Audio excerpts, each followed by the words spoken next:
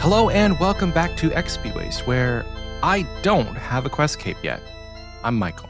And I'm kind of surprised that he just went right into it. Like we counted down 13 seconds ago and he said, "All right, no time lost," and just immediately started the episode. Usually we dilly-dally, but today we didn't. My name is Oxie, and if you are new around here, we are a podcast dedicated almost exclusively to old school RuneScape. But as you just saw, we tend to get distracted and can talk about all sorts of other things that maybe are or aren't related to old school RuneScape or the topic at hand. This is going to be an interesting episode that kind of plays off of that because we're going to be riffing back and forth. Um, if you're not new around here, I just sat with Seth, the voice of Splat Masters from the commercial from a couple months ago, and I got like a rough crash course on Creator Kit and all of these other Ooh, tools that you can use to make RuneScape videos. Holy shit. That's all I got to say. Holy shit. Some of this stuff is absurd. And I'm hoping with enough time and effort, all of the videos and things that I'm going to be making in the next couple of weeks, the quality just skyrockets through the roof. It's going to be a learning process because going to need to learn how to like do all this stuff. But wow, I have not been excited to make RuneScape videos like this in a very long time. This is going to be kind of off the chain. hell How yeah. have you been, Michael? Michael is good. I'm trying to like set some goals for myself and I'm kind of all over the place. There's been a lot of discussions on like what I should be doing because pretty much I said it last week. Once a certain point of the year hits, it's basically the end of the year. And for me, I think not even leagues like I mentioned last week, but literally, I think once bingo starts, that's basically the end of the year because we have bingo and then there's maybe a couple days to a couple of weeks break in between when our bingo ends and when league starts. And then once league starts, it's over. It's going to go potentially into 2025. And depending on how the leagues goes, I may not be logging out and logging back into the main game. So I'm I'm trying to have to like figure out what I want to focus on and what I want to do in preparation for bingo. And I'm all over the place. So like I've done some skilling this week. I've done a couple of raids this week. I got ranked in the corrupted gauntlet this week. What a man. It's been quite a busy one. And then on top of that, I'm still looking for a job.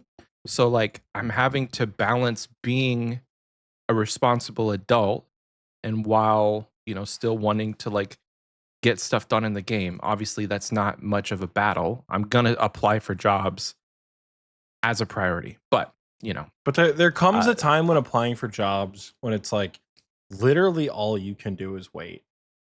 And yeah. it's like, I guess I will just sit here, dick in hand, and continue to train runecrafting because there's not really anything else you can do. Like you put the application, it's not like people are like, oh, go there and give a paper application. Nobody does anything with that anymore. It's not like you can make a good first impression that way. If you're applying to all these places strictly through online means, like there comes a point where you're like, I've applied to 14 jobs this week.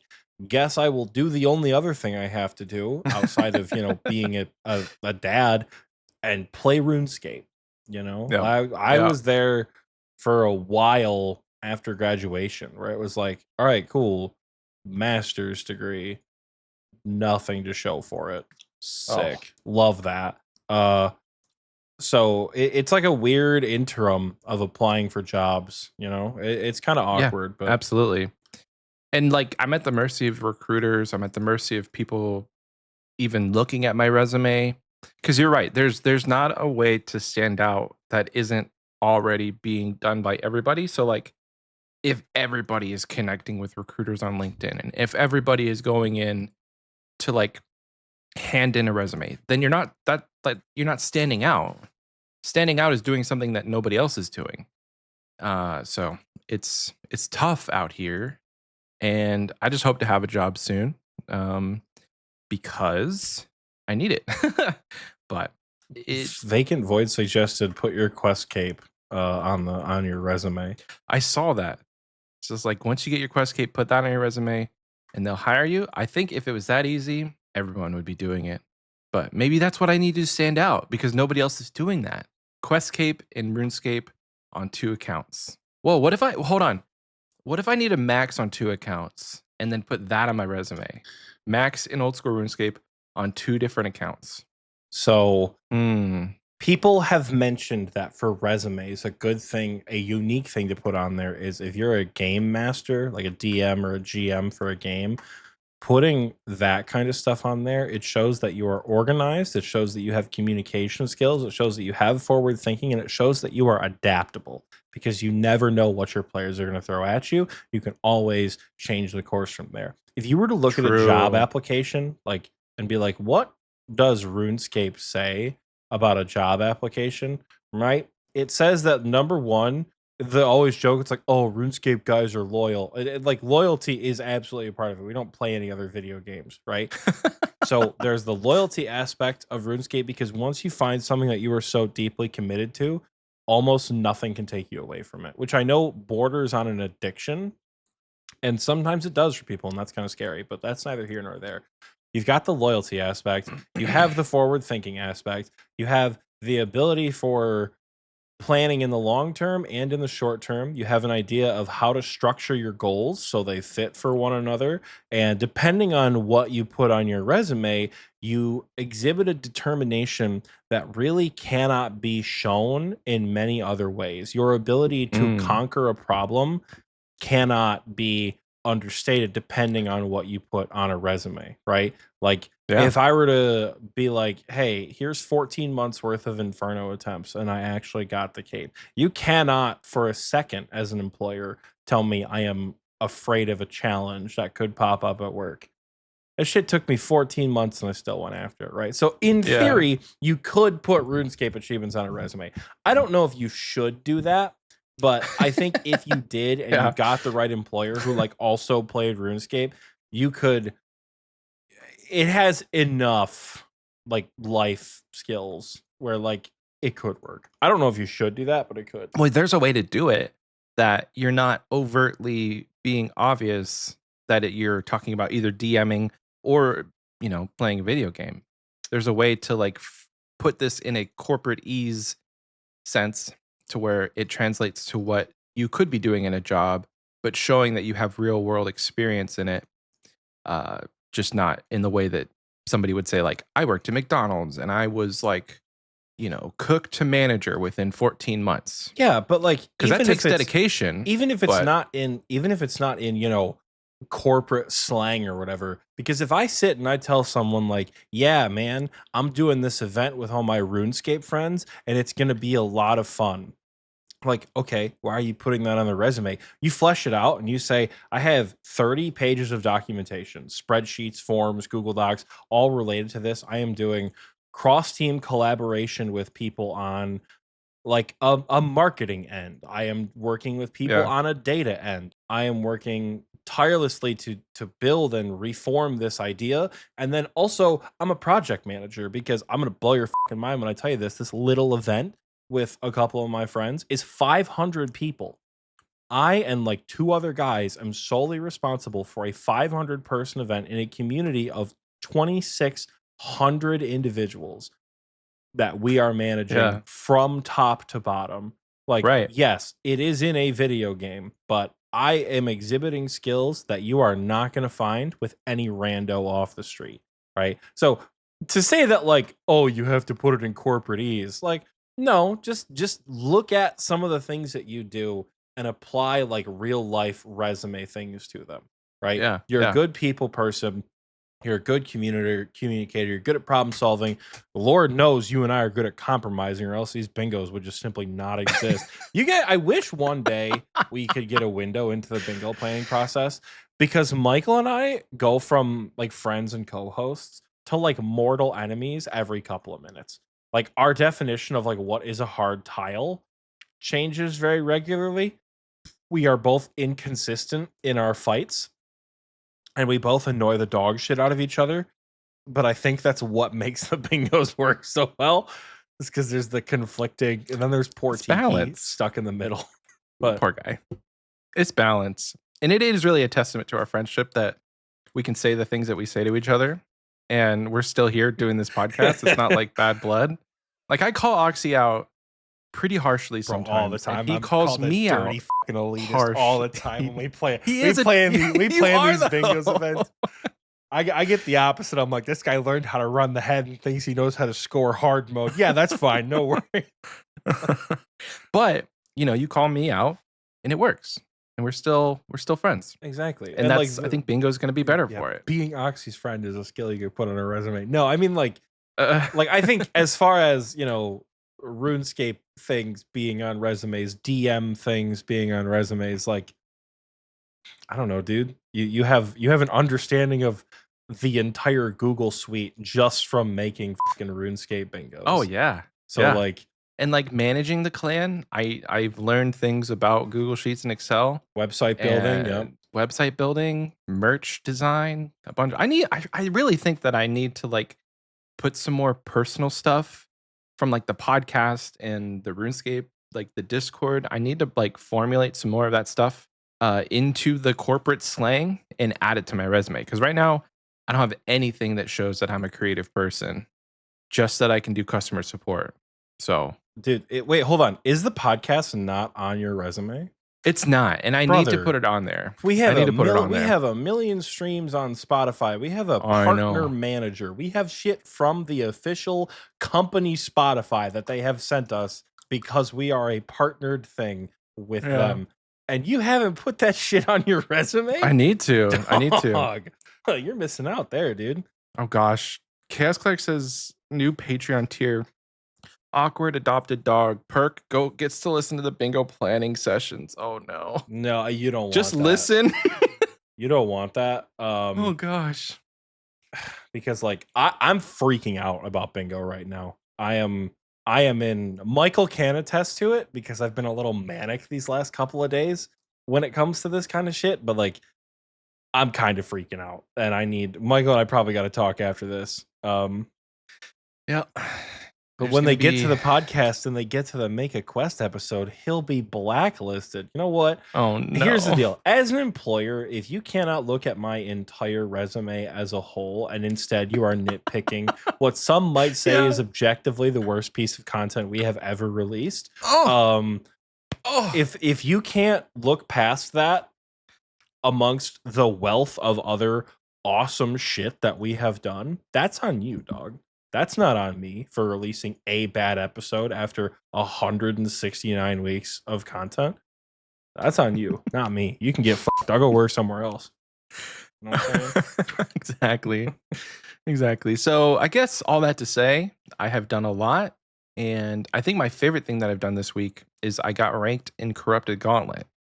And I think there has to be some sort of mindset shift right now for me to be able to do it. Because every time I die and the Hunlift has like 70 HP left, I just want to go back to the blue one. But I'm forcing myself to right click and enter Corrupted and try again. And I look at my experience with Chambers over the last month or two, and I've learned a lot. I've learned mechanics. I've gotten more comfortable. I can breathe while I'm doing the encounter. I understand how to effectively manage the content, and that's just by repetition. And I think that's the light that went off in my head this week is this isn't going to happen without repetition. I'm not going to be good at the gauntlet if I'm not in the gauntlet. And the Bofa is an amazing weapon. So it's like, it's hard to skip out on that because if I have the Bofa, it makes other challenging content easier. And I've proven to myself that that's true because I have it on my main and my skill level and comfort with PVM changed after I got it on my main. So there's just something about I want to put my head through the wall, but I know it's going to get easier.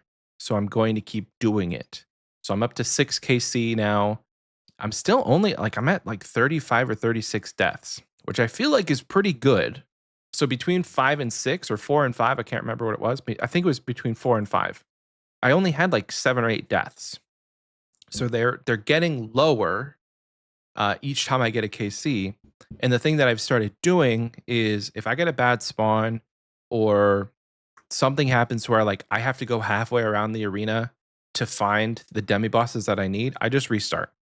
I'm not going to waste 10 or 12 minutes and go into Hunlift with 3 food just to say that I did. I'm going to reset, going to get in a better mindset about it and hope for a better spawn.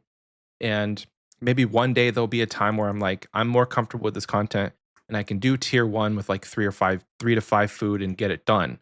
But right now, that's not happening because I'm still making small mistakes that affect the overall run. Like I'm still running into tornadoes. There are times where I'm pathing into the Flores lava place. Like there's still little things that I'm doing that I know if I'm not making these small mistakes, I'm just gonna like need more of a buffer, I think. Like I'm gonna need the tier 2 and I'm gonna need the full inventory of food, or else I'm not gonna complete it. Because I kid you not, Oxie, the last 2 times I killed got the KC, I had 0 food and I had 0 prayer. And it was me or Hunlift. And I can't keep doing runs like that because that's not. It'll get easier. Those runs, Yeah, you'll learn little micro efficiencies, whether you're taught them or not. You'll just learn what's comfortable, and you know, you'll just you will literally fuck around and find out, and that's all you'll really need to worry about. Because after a while, it's just gonna make sense. Yeah. Because that's all PVMs. What I've been trying to tell you for years. Just do it. Do the difficult thing. Nobody cares. Do it. Get better. Die. Who cares? Just die. You'll figure it out. And that's kind of what we're witnessing right now with the Corrupted Gauntlet. I mean, as far as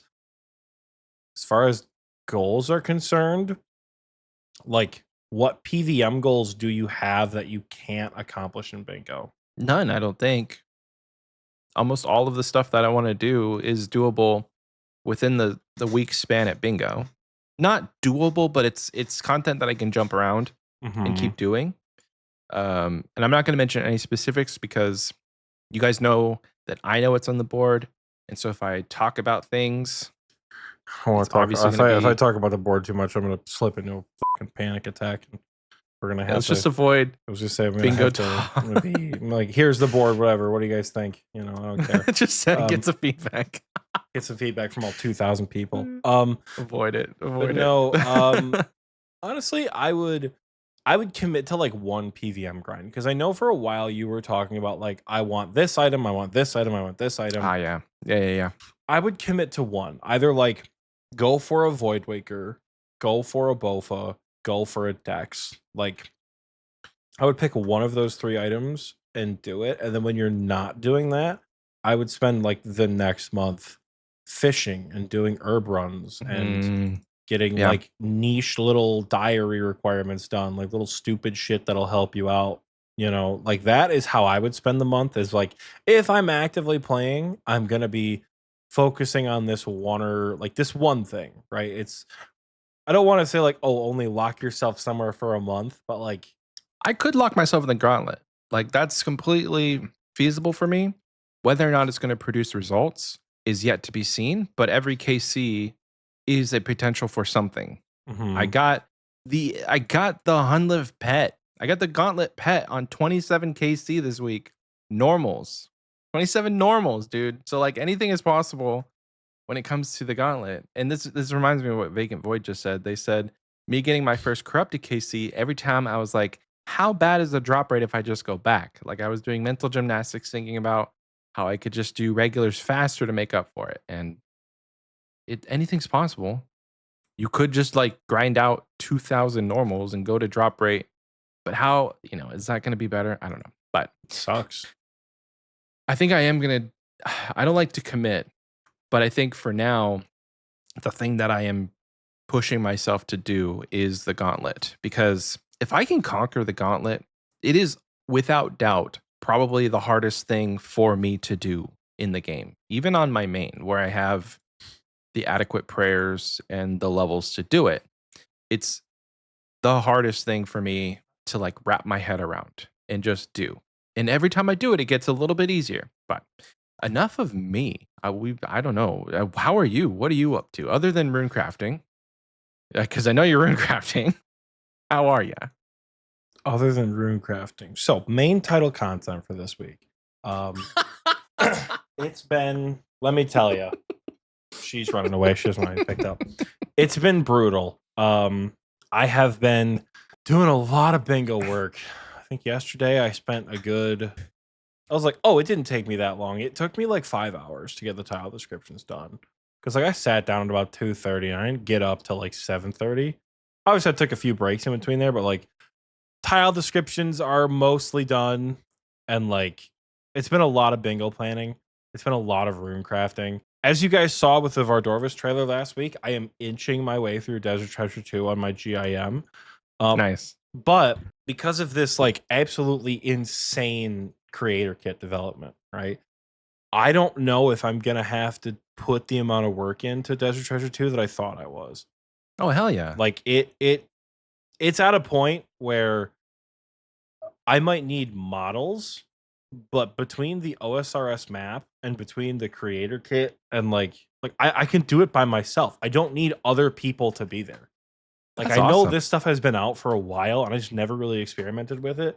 In the hour and a half, 2 hours I sat with Seth today working with this shit, I can't wait. I know it's not going to be like a world class thing, right? I'm probably going to look at it and go like, all right, this is not what I want it to be because just like because I didn't, in truth, I didn't love the Vardorvis trailer. Like I thought I would. I liked the audio, then I was okay about the audio, and then I hated the visuals. And Michael's like, dude, you're standing right in front of the screen. You got to stop. It's a good enough trailer. I'm like, fine.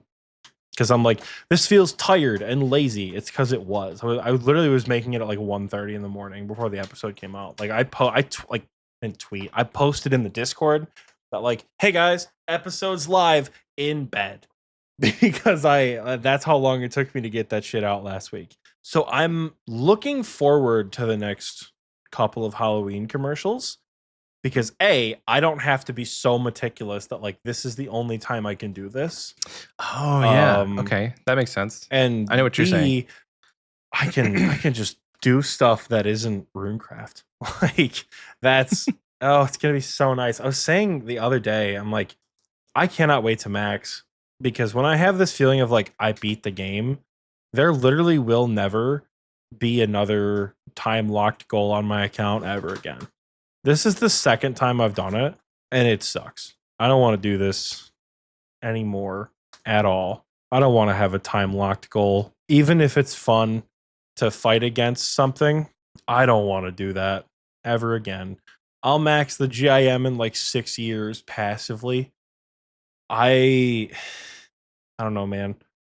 I don't think I would like milk maxing till like another year from now or anything like that, but like in a perfect world, I would not have to turn people down to do content on days I'm like Yeah. home at my computer.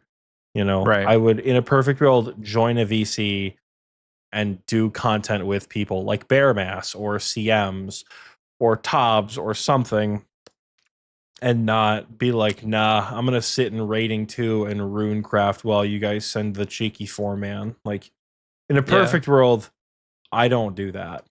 And that will come with time. So I'm just very excited, like, to max and to have it done and, like, not even worry about it in the long term, you know? Because, like, there are so many other things I want to achieve on this account. And I can't wait to be maxed and then just have it, you know? Like, don't even have to, like, nothing else is time gated. We'll get there when we get there. Kind of like riding off into the sunset or raiding off into the sunset, depending on how you want to look at it. Like it'll be, I don't know. I'm excited to be It's a done. different feeling. I'm excited to be done with this. It's different. It feels different than the Inferno. Like the Inferno was painful. This is just like, dude, I'm just over it, you know? Yeah. I wonder if it'll be different when sailing comes out. If you'll still have that feeling of like, I've had my Maxscape for a while and I want it back type of time locked where you're racing against yourself rather than racing against a deadline of like, this is the date I have to get 99 sailing versus I really want 99 sailing so I can have all the perks again. Well, that feels more like motivation and like that will get spread out and that will get, I'll be comfortable with that. I might not be comfortable with lacking a max cape, but I think I'm gonna like the idea of just being self-motivated to do those things, because maybe it'll be very different from what I'm doing. Maybe I'm so deep into the GM grind, or I'm so deep into the Blorva grind, or whatever it is when sailing comes out, that like I just don't want to kill anything anymore. I'm gonna be a pacifist for the next month and like True. just do sailing. Like it could be a totally different shift, but it'll be by choice and it will be self-motivated, and that's what I'm looking the most forward to. Yeah. With that, because right now I'm looking at the camera ish, but I'm doing ZMI this whole episode. I'm just chatting and doing ZMI, which, like, side tangent, Old School has become the equivalent of a fidget on my computer. Oh. Like, I realized that the other day, because like when I do remote therapy, I have to have something in my hands. Like recently, like I talked about on Boon Babe, it's been this thing. It's an attachment to a massage gun that I have, and Mhm. it's meant to like, you run it like here. I use it on the back of my leg, on my bad leg. Mm. And like it helps with the calf muscles and things. But I have been playing with that and spinning that thing around when I'm not actively playing. And it truly has become just like, what do I do with my hands? Oh, I play RuneScape, like when I'm recording a podcast, or even when I'm like working on tile descriptions, I'm rune crafting or something. Yeah. So I don't know if that's a good thing or a bad thing, but It could be a bad thing. And you know why? Because once you max, you've gotten so used to like having a AFK something to do that there's going to be like very little that you probably are motivated to do once you're maxed. Unless you care about ranks or going for pets and stuff, but that could change. Cuz like you could AFK Slayer, I guess, but that might get old. So depending on what I'm going then for, yeah. it's going to be on the groupie Yeah, cuz you're going I to have every intention to do things on the groupie. It's not that I'm like, it's not that I'm not touching the groupie again. It's just like the groupie is getting absolutely 100 million% neglected. Just because like I don't have time. Like I don't even have time to finish DT2, because I know DT2 is a commitment with filming and doing all this other shit that like I just don't have that kind of time right now. Yeah. And when the day comes that I do, I plan on doing more on that account, because progress good, number go up good. Iron Man mode stinky, but number go up good. So I don't know. That's where I've been at with it. Bingo is coming along. Bingo is going to be. I'm 2 feet in front of the screen because I am nervous about the event itself. I think Mm. objectively, it's going to be an absolute banger. Like I am fairly confident Fall Bingo is going to be a total killer. Which, by the way, Michael, are signups out today for Bingo? Frick, when did we I think signups are out. I think signups came out yesterday. They either came out yesterday or they're out today. One of the two. You're right. They were out yesterday. Yeah, I think signups are out. So signups are out and open. Quick little note about Bingo. Do it. Sign up. That's the quick little note.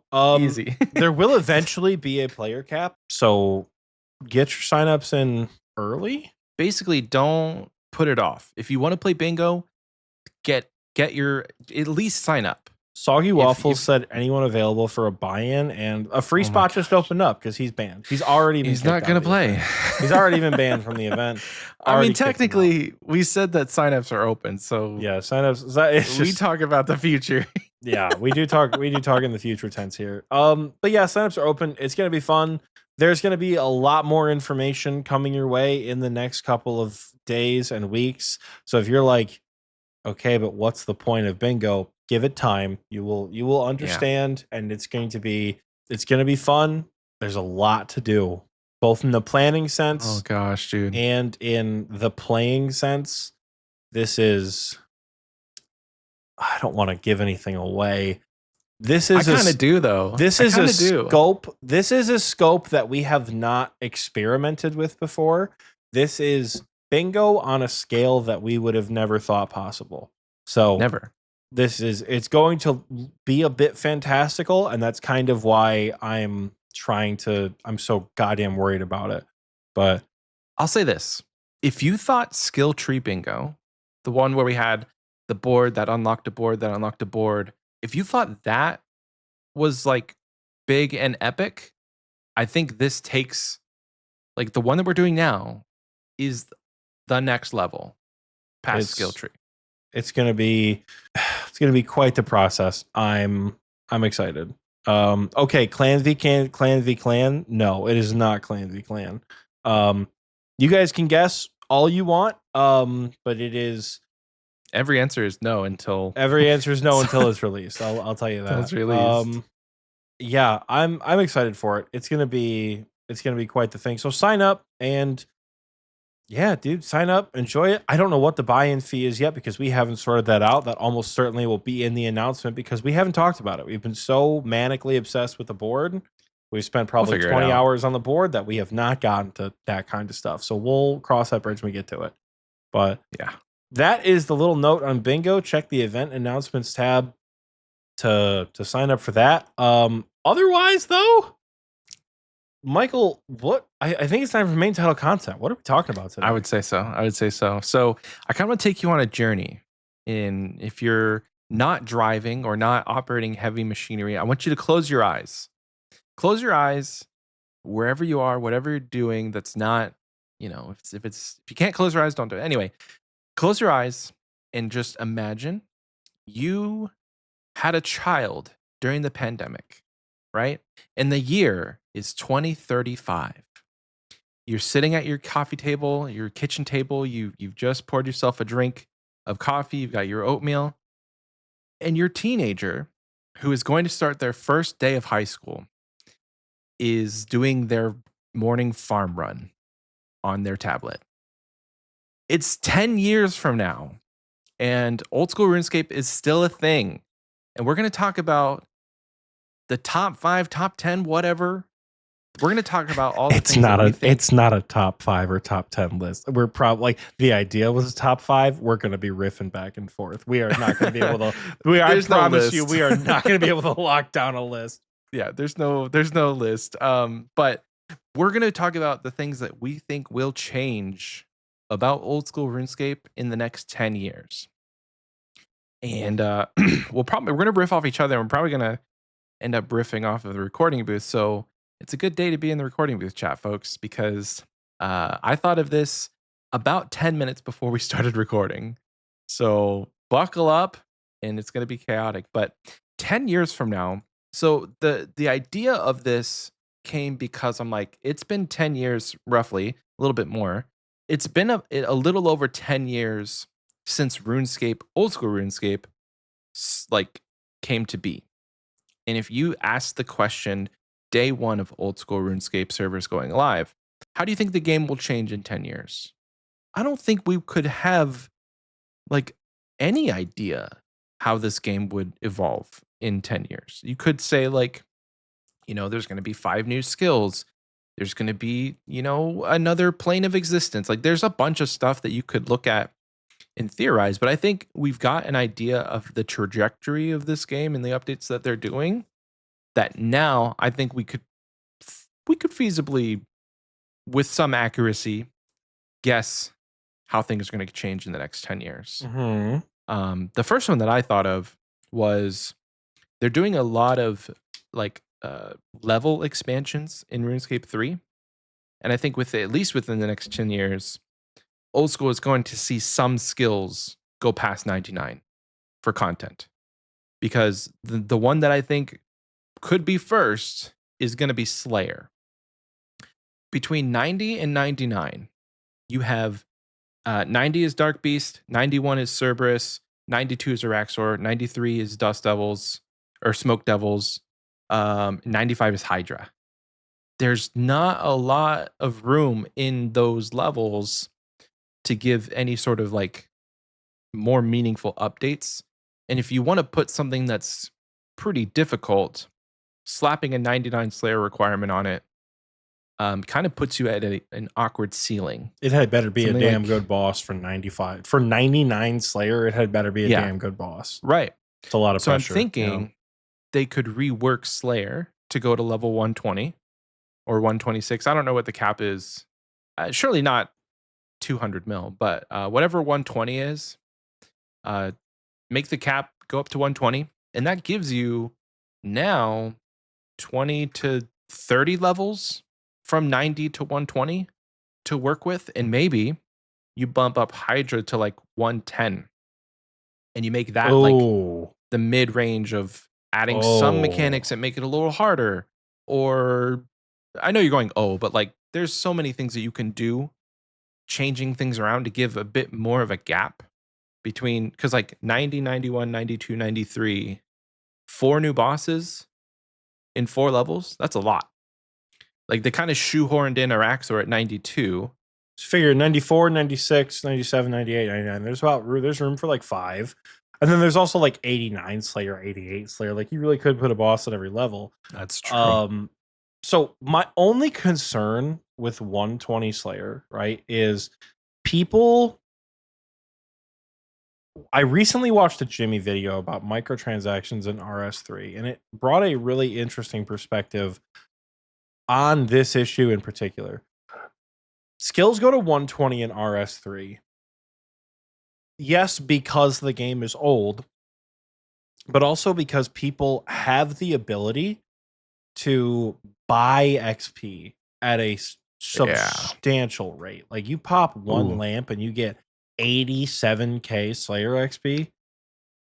Like 87k, if you start at 1, right? If you start at 1, your target experience is like, let's say that for example, that's 48 Slayer immediate. You know, like Oh, wow. from a brand new account. Obviously, it scales with account, but like basically 1 to 99 is 13 mil and some change, right? 99 to 120. Do you know offhand what experience you need to hit 120? 120? Isn't it like 100 mil? It's 104 mil. Yeah. 104 mil at what So am I currently looking at? 60k 87 an more. hour. Let's just do the math, right? So let's go. What is 104 minus 30? So 91 mil, right? We're gonna look at 91 million. That's how much XP you need to get from 90 to or 99 to 120. We're gonna Mhm. divide that by 60,000. That is not very long, actually. It's 1,517 hours. But if we're thinking about level progression, I would hope that you're not going to be stuck at 60k an hour past 99. Surely they provide some sort of relief to like, since the scale is going to go up, and essentially when you get to some of these higher levels, it's like going from 1 to 99 again, just to go from say like 125 to 126 or something. So 60k an hour is a good starting point, but it could go all the way up to like 2 or 300k an hour if you get into like the 105, 110 Slayer. I suppose It wouldn't be unreasonable. I suppose it could. I would just be concerned that opening up that level cap leads to, and this could be a point as well that maybe you and I could talk about. How do you get there to a player base that kind of appreciates the slow grind? How do you present that without monetization? Which leads to another question. Within the next 10 years, do you think Old School RuneScape will have some additional form of monetization? Barring like community servers, yes. And this is an unfortunate point that like we live in a capitalistic society in the US, and I mean the EU is in some forms capitalistic as well. Businesses have to make money. If your main player base, a majority of them live in the US, then yeah, it would be very easy to monetize. So there's certain things that like the community is not going to stand for, but as a business, I think that Jagex will need to make money, whether that's through monetizing Old School, monetizing RuneScape 3, or within the next 10 years, there's another game. Vacant Void made the joke that we're going to be playing Old School. That could be a thing. They could like revive RuneScape Classic servers in a meaningful way for the ultra nostalgic people out there that want to play this game at its very, very core of like, you're getting 600 XP per hour. Are you having fun, son? Are you winning? Mhm. They could literally bring back an older version of the game. They could make a different game entirely. I know that in my job search, in a moment of desperation, I went to the Jagex careers site, and like they're hiring developers for an unnamed game. And I think they have been doing that for a while. So Jagex definitely has other things in the works. It's not, I don't think all of their eggs are in the OSRS basket and the RS3 basket. As a game company, they have everything is within their right to expand. So we could see another game in the Gillinor universe within the next 10 years that helps to monetize what we love about this game and expand it. But to your point, you were asking about slow progression. Without monetization, it would have to come through meaningful updates. So you would have to have some sort of Slayer training option at a high level that makes sense. Um, there are some skills that are wildly imbalanced, like construction. Starting at like level 70 something, you can start earning over 1 million XP per hour. It would have to come in the form of like at this level, you get this really good monster that is really great to kill, and maybe you can start to lop off tasks that are very slow and that you shouldn't be killing. Like maybe you don't kill dust devils, maybe you kill like Dust Devils 2, and like the Slayer Master that you get post 99 will only give you stuff that you could do like 87 and above. Maybe you get like Kraken and all of these other bosses. So like Araxites are really good, Smoke Devils are really good.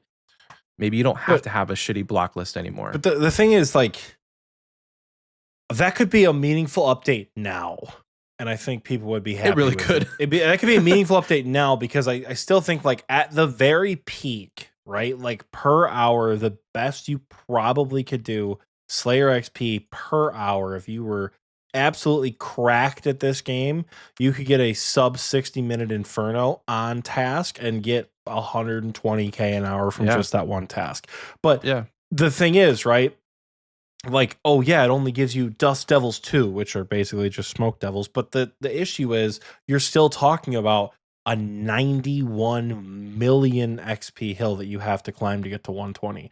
I don't Yeah. see how that is possible at the way the game currently runs without monetization. I know the goal is like in the future, 10 years down the road, right?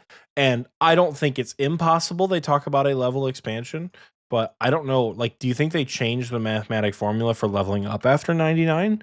Like, do you think it's just a stagnant thing that they do? I don't think they will, because then what do you do with the people who have 200 mil, right? Like, Right. it's that level of expansion is tough because I fear that it would alienate a lot of the player base. Did you watch Jimmy's new video?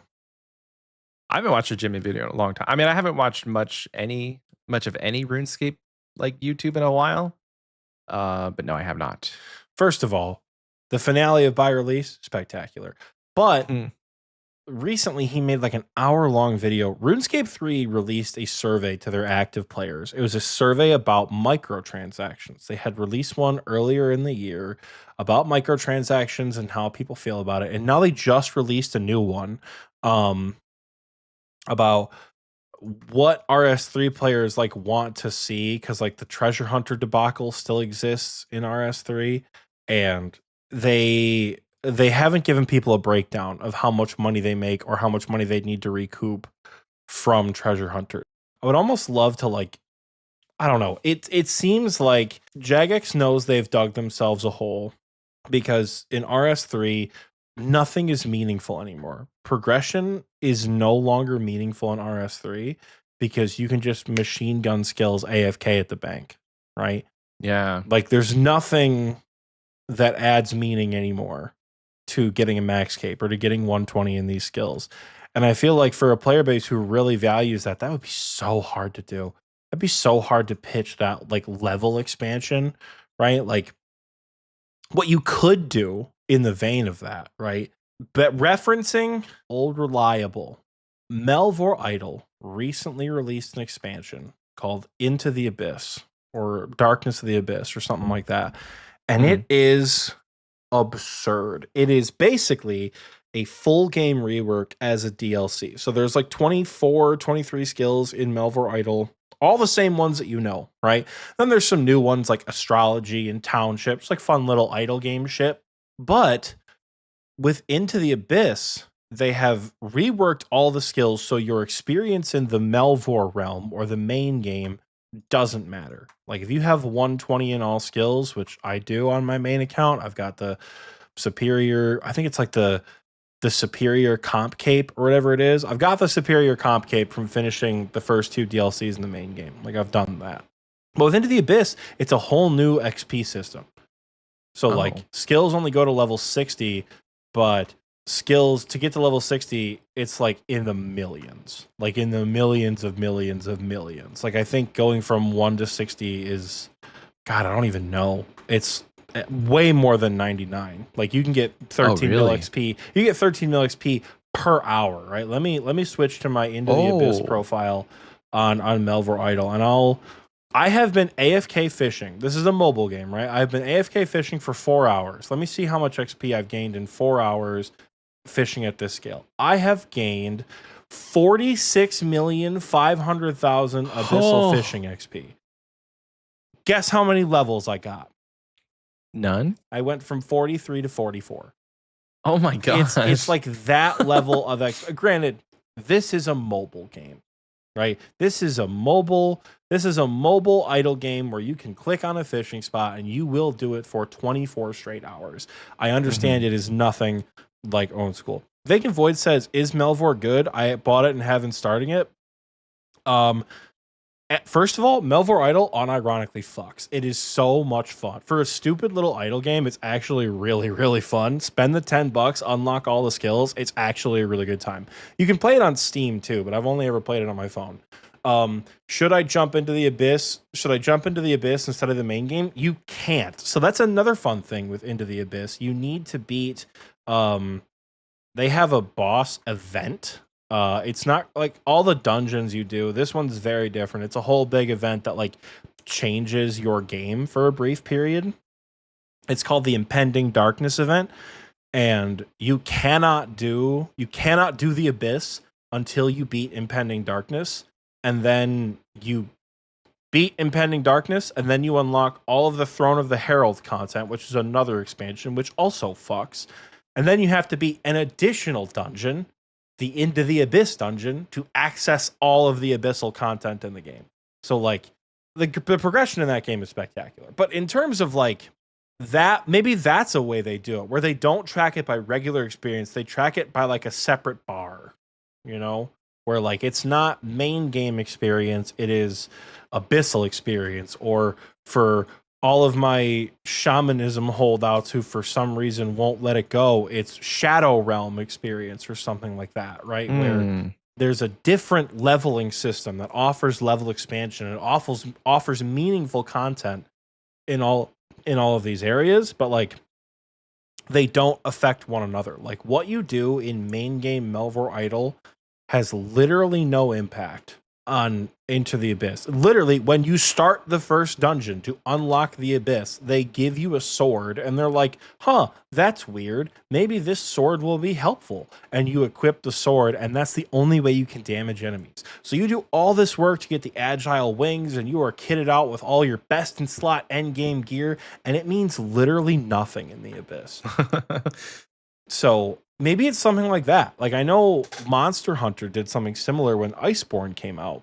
They have like almost like an ascendant tier armor when you first start the game now. So like you can get the basic leather armor that you did when Monster Hunter came out in 2018, or you can get the DLC ascendant armor off the rip, and that helps you get into the expansion content, right? So maybe that style of level expansion where it truly is like the methods feel similar, like it feels old school, but it's very different from the mainline gameplay. Like my main game Slayer streak doesn't affect my abyssal Slayer streak. Does that make sense? Like maybe it's something like that. Maybe that's how they do level expansion in the future to ensure the longevity of OSRS without devaluing that kind of achievement. Does it devalue the achievement though if you just get more to achieve? Like people with 99 Slayer untrimmed, and then they put like a trimmed version of a 120 cape that you can't get if you have a 99 untrimmed. I don't know. Just an example. Probably won't work like that. But does going to 120 devalue anybody with 99? I can't see how it would in my brain like devalue it if you're just adding more content to the already cool achievement. Adding content expansion like this without MTX, right? Without MTX, how do you do it? You either say, all right, here's 1,500 hours of additional grinding you'll have to do. For reference, in 2023, I played my account for 1,200 hours.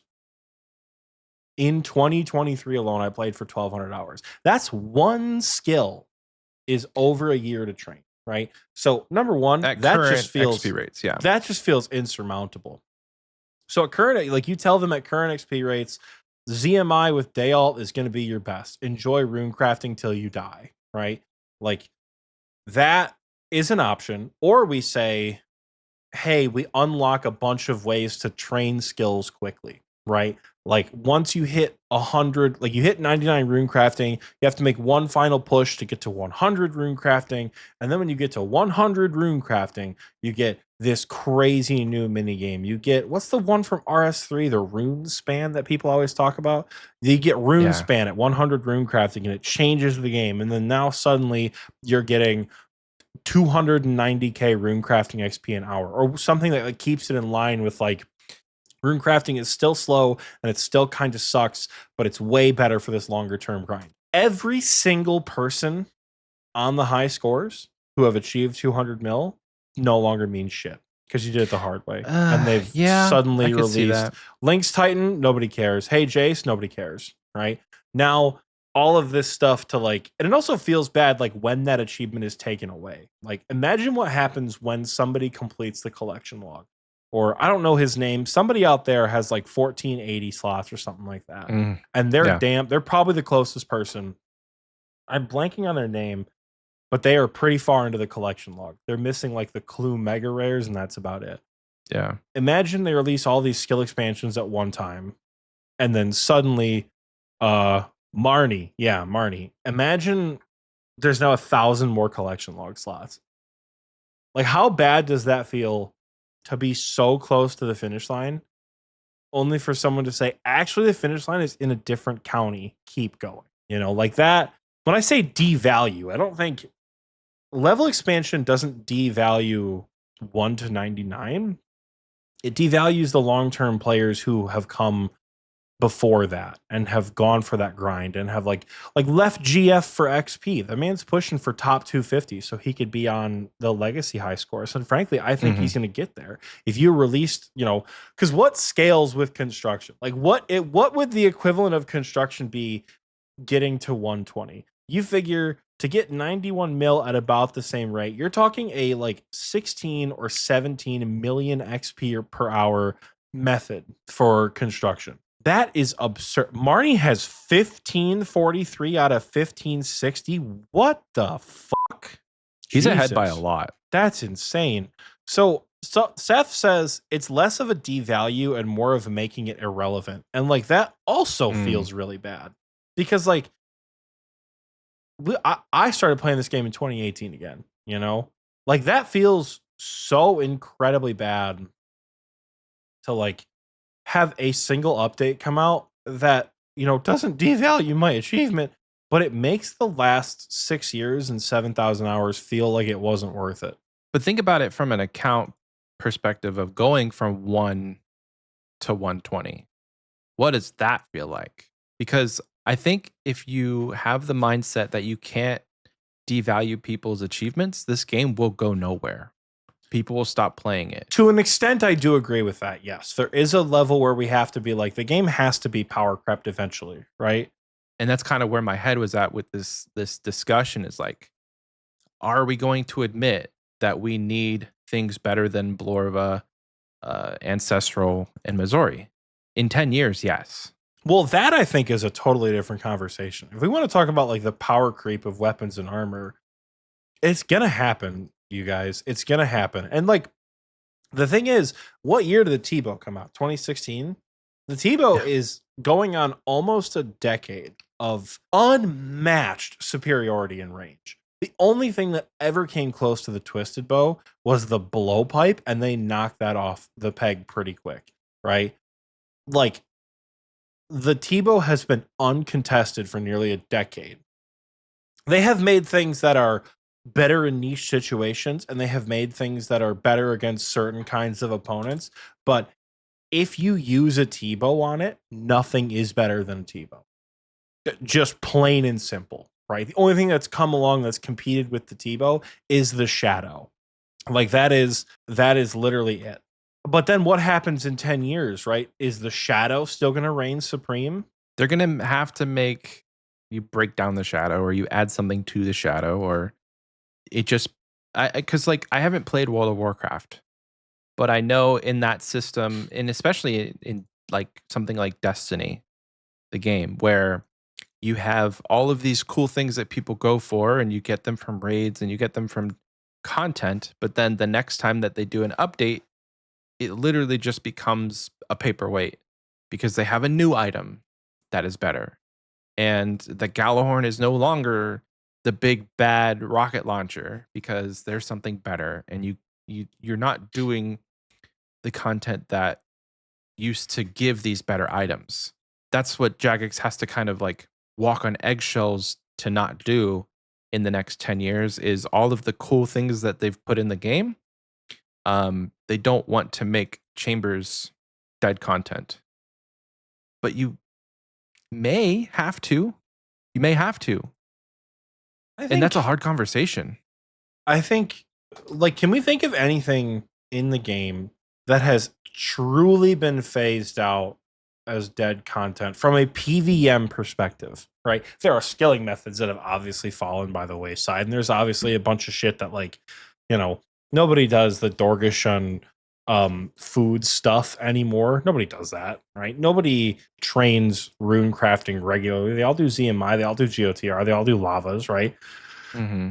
Things get phased out from a skilling perspective, but can we think of a boss that is truly offers nothing anymore that is relevant to players? With the only thing I'll concede being at the moment Deranged Archaeologist, because it does not have a collection log.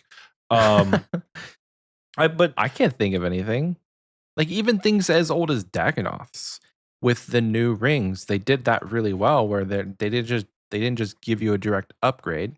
You still need the old Dagonoth rings with a new component. But even in 10 years, we could have better rings than the DT2 plus Dagonoth rings. We absolutely could, but I think as far as like progression is concerned, right? I play this game a lot, and granted, I haven't been PVMing a ton. I can PVM. I can PVM decently well. Reminds me of that community question response we got. I can't wait for that one. But I still don't have Torva. I can't afford it. I'm not at the point where I could afford it. If I were playing an Iron Man, right? That's the beauty of Iron Man mode is that it is going to always keep this content relevant, right? Because even if now the Altor ring is best in slot, you literally have to go get a Berserker ring. Yeah. You have to go get one. You have to engage with that content. The beauty of Iron Man mode is it is ensured that pretty much every piece of PVM content will remain relevant in some way. King Black Dragon, not super relevant, but it drops a dragon pickaxe and it drops a Vestige or a Visage. It's not the best way to get those things, but it's possible, right? Calphite Queen, same thing. Dragon Chain Body, needed for clues. And that's the other thing. Dragon Chain Body, not a useful item anymore, but they've added a use for it with Master Clues that even you as an Iron Man who got spooned as hell, by the way, that was the funniest thing I think we have done on stream in a long time. It was the best drop I could have got ever. Honestly, in that moment. Like I would have gotten the pet and cried, I think. it's kept content like that relevant. And I don't think Chambers will ever be irrelevant, so to speak. I think the Tebow might fall from grace because I think in terms of combat, right? What I was going to say, as far as like what this game's going to look like in 10 years, I think they will find new and innovative ways that we cannot conceive in our own heads right now of how to do combat in this game. I don't think we're going to face like an evolution of combat, or I think it was Soggy joked like there would be an ascension of combat, quote unquote. Like I don't think that's going to happen in this game, because I think they've learned their lesson and that's not going to happen. But I do think they are going to find ways to push the existing combat systems in such a way that it's no longer just a point and click the boss and wait for it to die, you know? Like the classic Josh Strife Hayes, behold, combat. I think they're going to devise ways to make it so that, like, at the highest end, that is not what RuneScape is anymore. And in a way, that's already at the highest end, right? You look at P3 Verzik, you look at Awakened Leviathan, you look at Soul. It is not just sit there and attack the boss. But I'm thinking the ways that they're going to push that is going to elicit the same reaction as if you showed an old school player from 2013 or 2014 Leviathan or Verzik or, you know, something like that. I think, like, picture how difficult, like, I'm trying to conceptualize it in my head, right? How Thermi. That was an original Slayer boss, and that was considered a hard piece of content that they came up with and slapped the go ahead on. Like, yeah, those like, mechanics for a 93 Slayer level boss. Like, how hard is Araxor if we put that in? Because Araxor came out in 2014 in RS3. But if both Araxors, if Old School and RS3 Araxor released at the same time, Araxor is without question the hardest piece of content in Old School in 2014 when it first comes out. So I'm picturing, like, it seems like the natural progression for us, where, like, experienced PVMers, we figure out Araxor like the first couple of minutes, and it wasn't that big of a deal, you know? DT2, we had the Awakened bosses killed in 8 hours, you know, like, it really wasn't that big of a deal. Even the Coliseum took a whole day, right? The Coliseum, it hasn't taken a whole day for someone to get content done in forever, right? I think something like that is going to come out that is going to be so, like, holy shit, they did what? And but I think they're going to do it. This is my prediction. They do it without changing the combat system. I think they do it without adding a new combat skill. I think they do it without fundamentally changing what the combat system in Old School RuneScape looks like. Which, like, nod to the devs in 10 years. But, like, yeah, it's possible. You talk about the progression of, like, day one mechanics to we're 10 years later mechanics. There's so much room still for these people to work their magic. Like, they've been able to consistently release content that adds new and exciting mechanics that people have not seen to a point and click MMORPG. It's pretty insane. Otis asks, could you see them adjusting methods to kill raids bosses and or adjust the puzzles in raids? No. And I was just thinking about this. I do think they could. Are you talking existing raids or future raids? Yes. In one way that I think they could make chambers still relevant in 10 years, and you have to really think about this objectively. What if for raids like Chambers 2, to even access Chambers 2, you have to kill Olm. And then they present you with a reward, and you either turn it down and go to Chambers 2, or you take your reward and you leave. But to even get to the point where you could, like, start your run in a second Chambers, like a deeper level, Olm is the starting point. You have to kill Olm. So it keeps Chambers 1 relevant, but it also adds a deeper level to that raid to say Olm was just the beginning. From a story beat perspective, I don't love it. But the idea that, like, you know, almost like that scene from Horror from the Deep, like, no, that was the baby, right? Like, yeah. I don't hate that idea. I also think Chambers is going to stay relevant because it has items that are going to be essential for your progression, right? Like there will come a time when Chambers 2 comes out, and if they really do say, hey, would you like to venture deeper into the chamber and fight Zarek himself, right?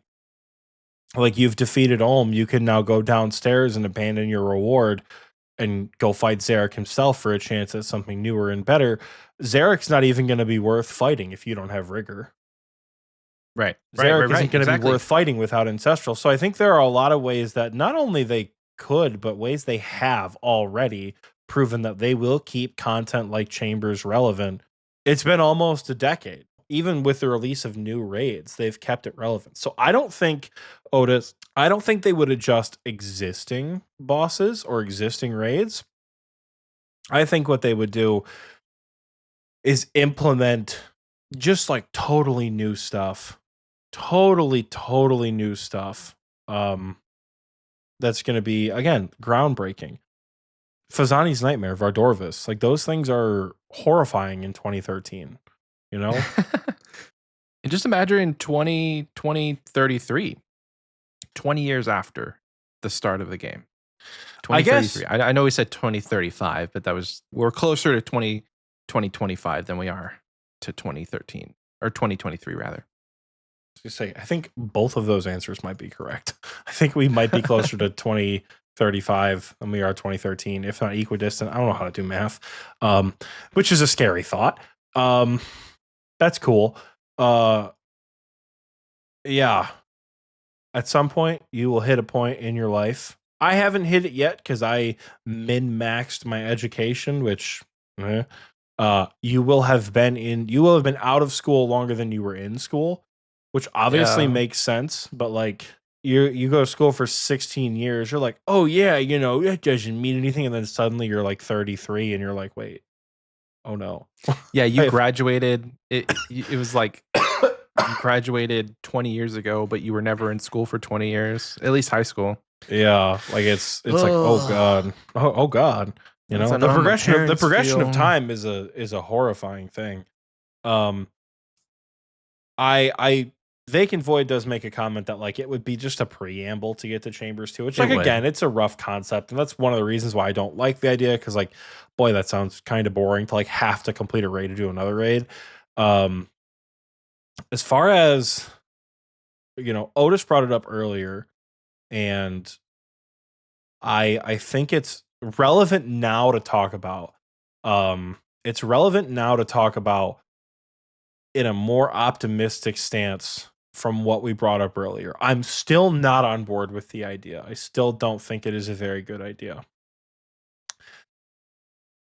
I predict that in 10 years, there will be a niche group of players, maybe less than niche, who participate in specialized activities on community servers that do not exist in the main game.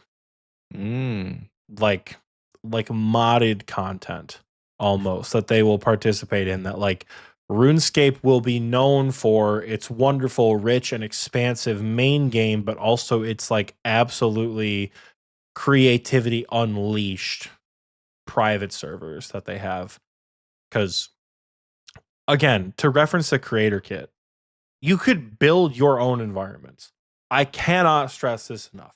It's not like, I know if you make content, you're like, yeah, okay, Oxie, the plugin's been out for like a year. Get over it. Learn about new stuff that's coming out. You can pull trees and rocks and walls and ceilings, and you can build from the ground up structures and environments to stage things in. That's cool. With the creator kit. Obviously, it's not real. It doesn't exist within the game. Other people can't see it.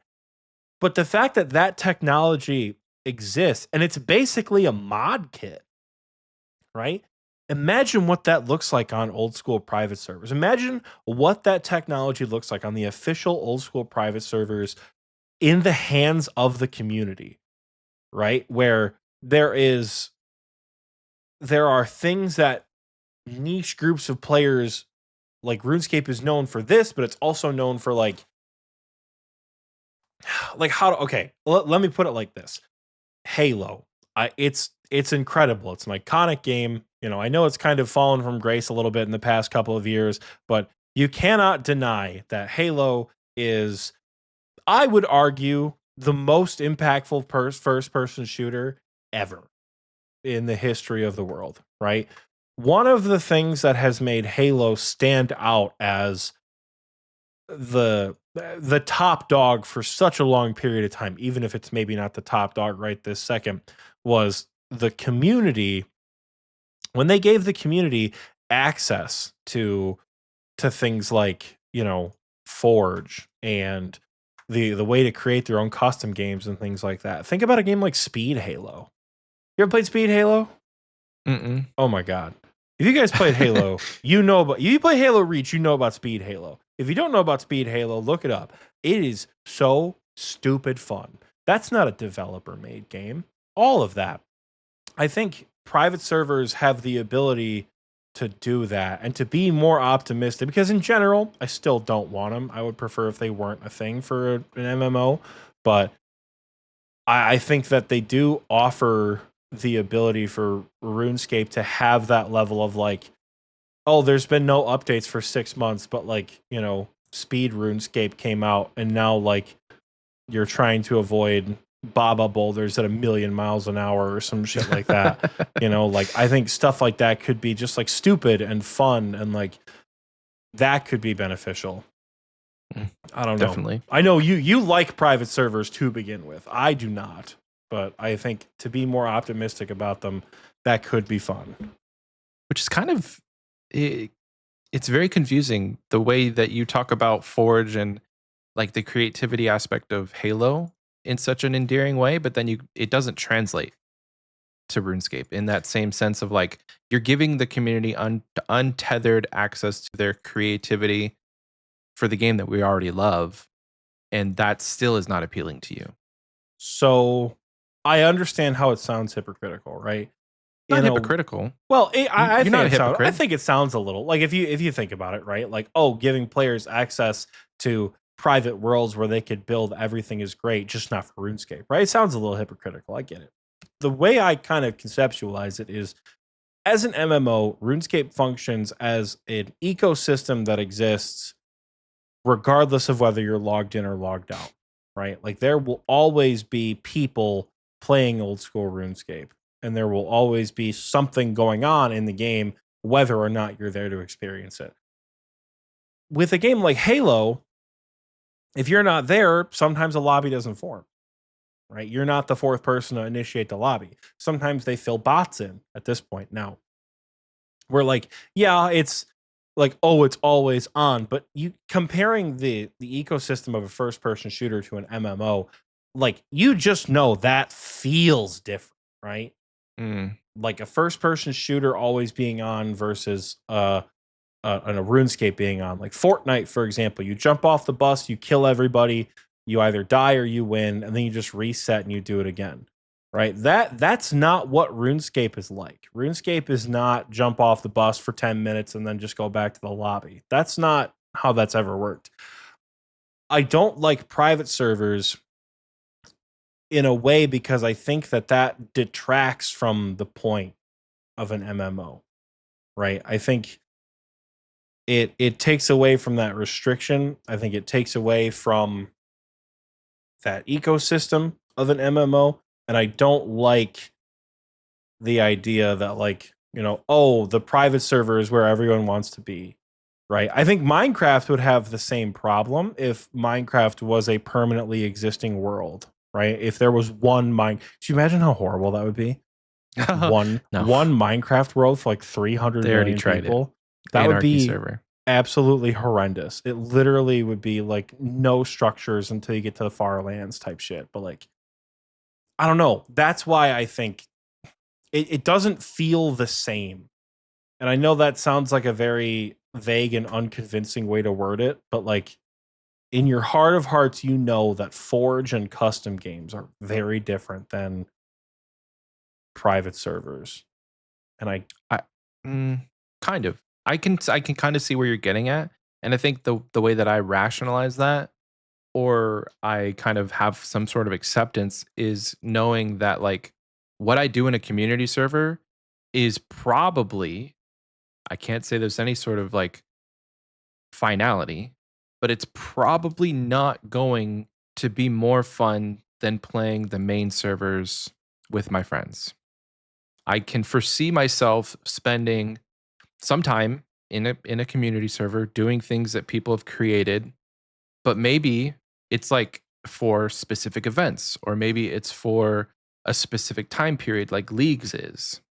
I think if Leagues was year round, it would kind of get stale quickly. Mhm.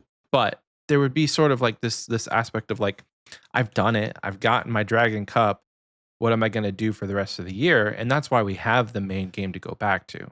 So if somebody was to develop a escape room type of server with the community servers, it's something that you could just like log in, work on for 5 minutes, log out. Or if you are on a break at work and you don't want to like go cut your 200 magic logs, you could like log into a community server and do an escape room and like work your brain a little bit. There's like so many possibilities that I don't think we can put that update into a box to say that this is exactly the experience that people will have, where it's going to feel bad to come out of the main game, because at the end of the day their ultimate goal is to make it accessible to people who are logged in on the main game. You can play both. They're Mhm. not like tied together in the sense that you're going to be locked out of playing on your main if you guys are doing like a a prop hunt type fun event. You can still be AFKing your rune crafting and playing in the prop hunt clan event. It's you're not having to choose. At the end of the day, I hope you're right. That's kind of where I'm at with that. I hope that you're right and I'm wrong about these private servers. I hope that is the case because people have said like, Seth even said now private servers are going to take over when Old School shuts down, and I'm sure they will. Right? Absolutely, I'm sure they will. There's gonna be people who are not ready for it to go. Absolutely. I don't know with private servers, could we be ready to go? I've always kind of envisioned the last day of RuneScape where kind of like it's the end of Leagues where everybody sits around at the Grand Exchange and, there's no bad blood anywhere. All the bots are gone because what's the point? And it's just people hanging out and, having reminiscing on the good times and showing off all their cool achievements and shit. Like, damn, I wish I would have had time to get that, but maybe in another life kind of a deal. Like, I've always imagined this like celebration. Like the end of Lord of the Rings. Not quite, more akin to like they've launched the nukes and there's nothing we can do about the planet-sized Oh. meteor coming towards Earth. So you're just going to go hang out in your neighborhood with the missus and all your friends and have one like have Gosh. one last block party before, cuz like you can't stop it. You see the meteor in orbit, like what are you going to do, right? It's coming. Like in Hitchhiker's Guide, they're all at the pub, just like, we're just, there's nothing else to do but drink. That's it, yeah, kind of this like radical acceptance of, what? I'm here at the close and that's good enough for me. That's kind of what I picture the end of RuneScape will be like. But now with these private servers, I don't know if that's going to be a thing. Like there might still be some holdouts. Me might be holdouts. Who knows? I don't know, but I think to not talk about such an existentially dreadful thing about the end of Old School, because I'm telling you, the day will come. Ooh, I guess that's a question. Do we think the end is within this 10-year timeline? We have no way of knowing. With private servers, we genuinely have no way of knowing.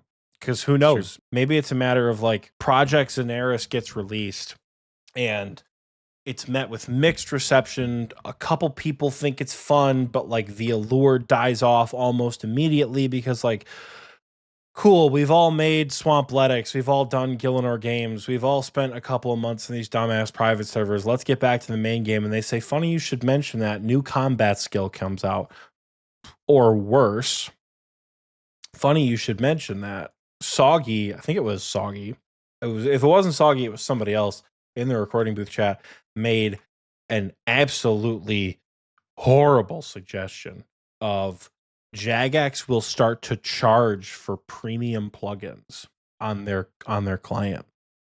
where Quest Helper is no longer a vanilla plugin. Quest Helper costs $2.99, and they start to charge for things that have that level of impact, where RuneScape becomes a little bit more pay to win. And then they add Treasure Hunter because they lost it in RS3. RS3 shut down because they bled all the cash cows dry. Like, you know, like they need to find new whales, so they travel the new waters, and microtransactions come to Old School and plague the system and absolutely destroy it.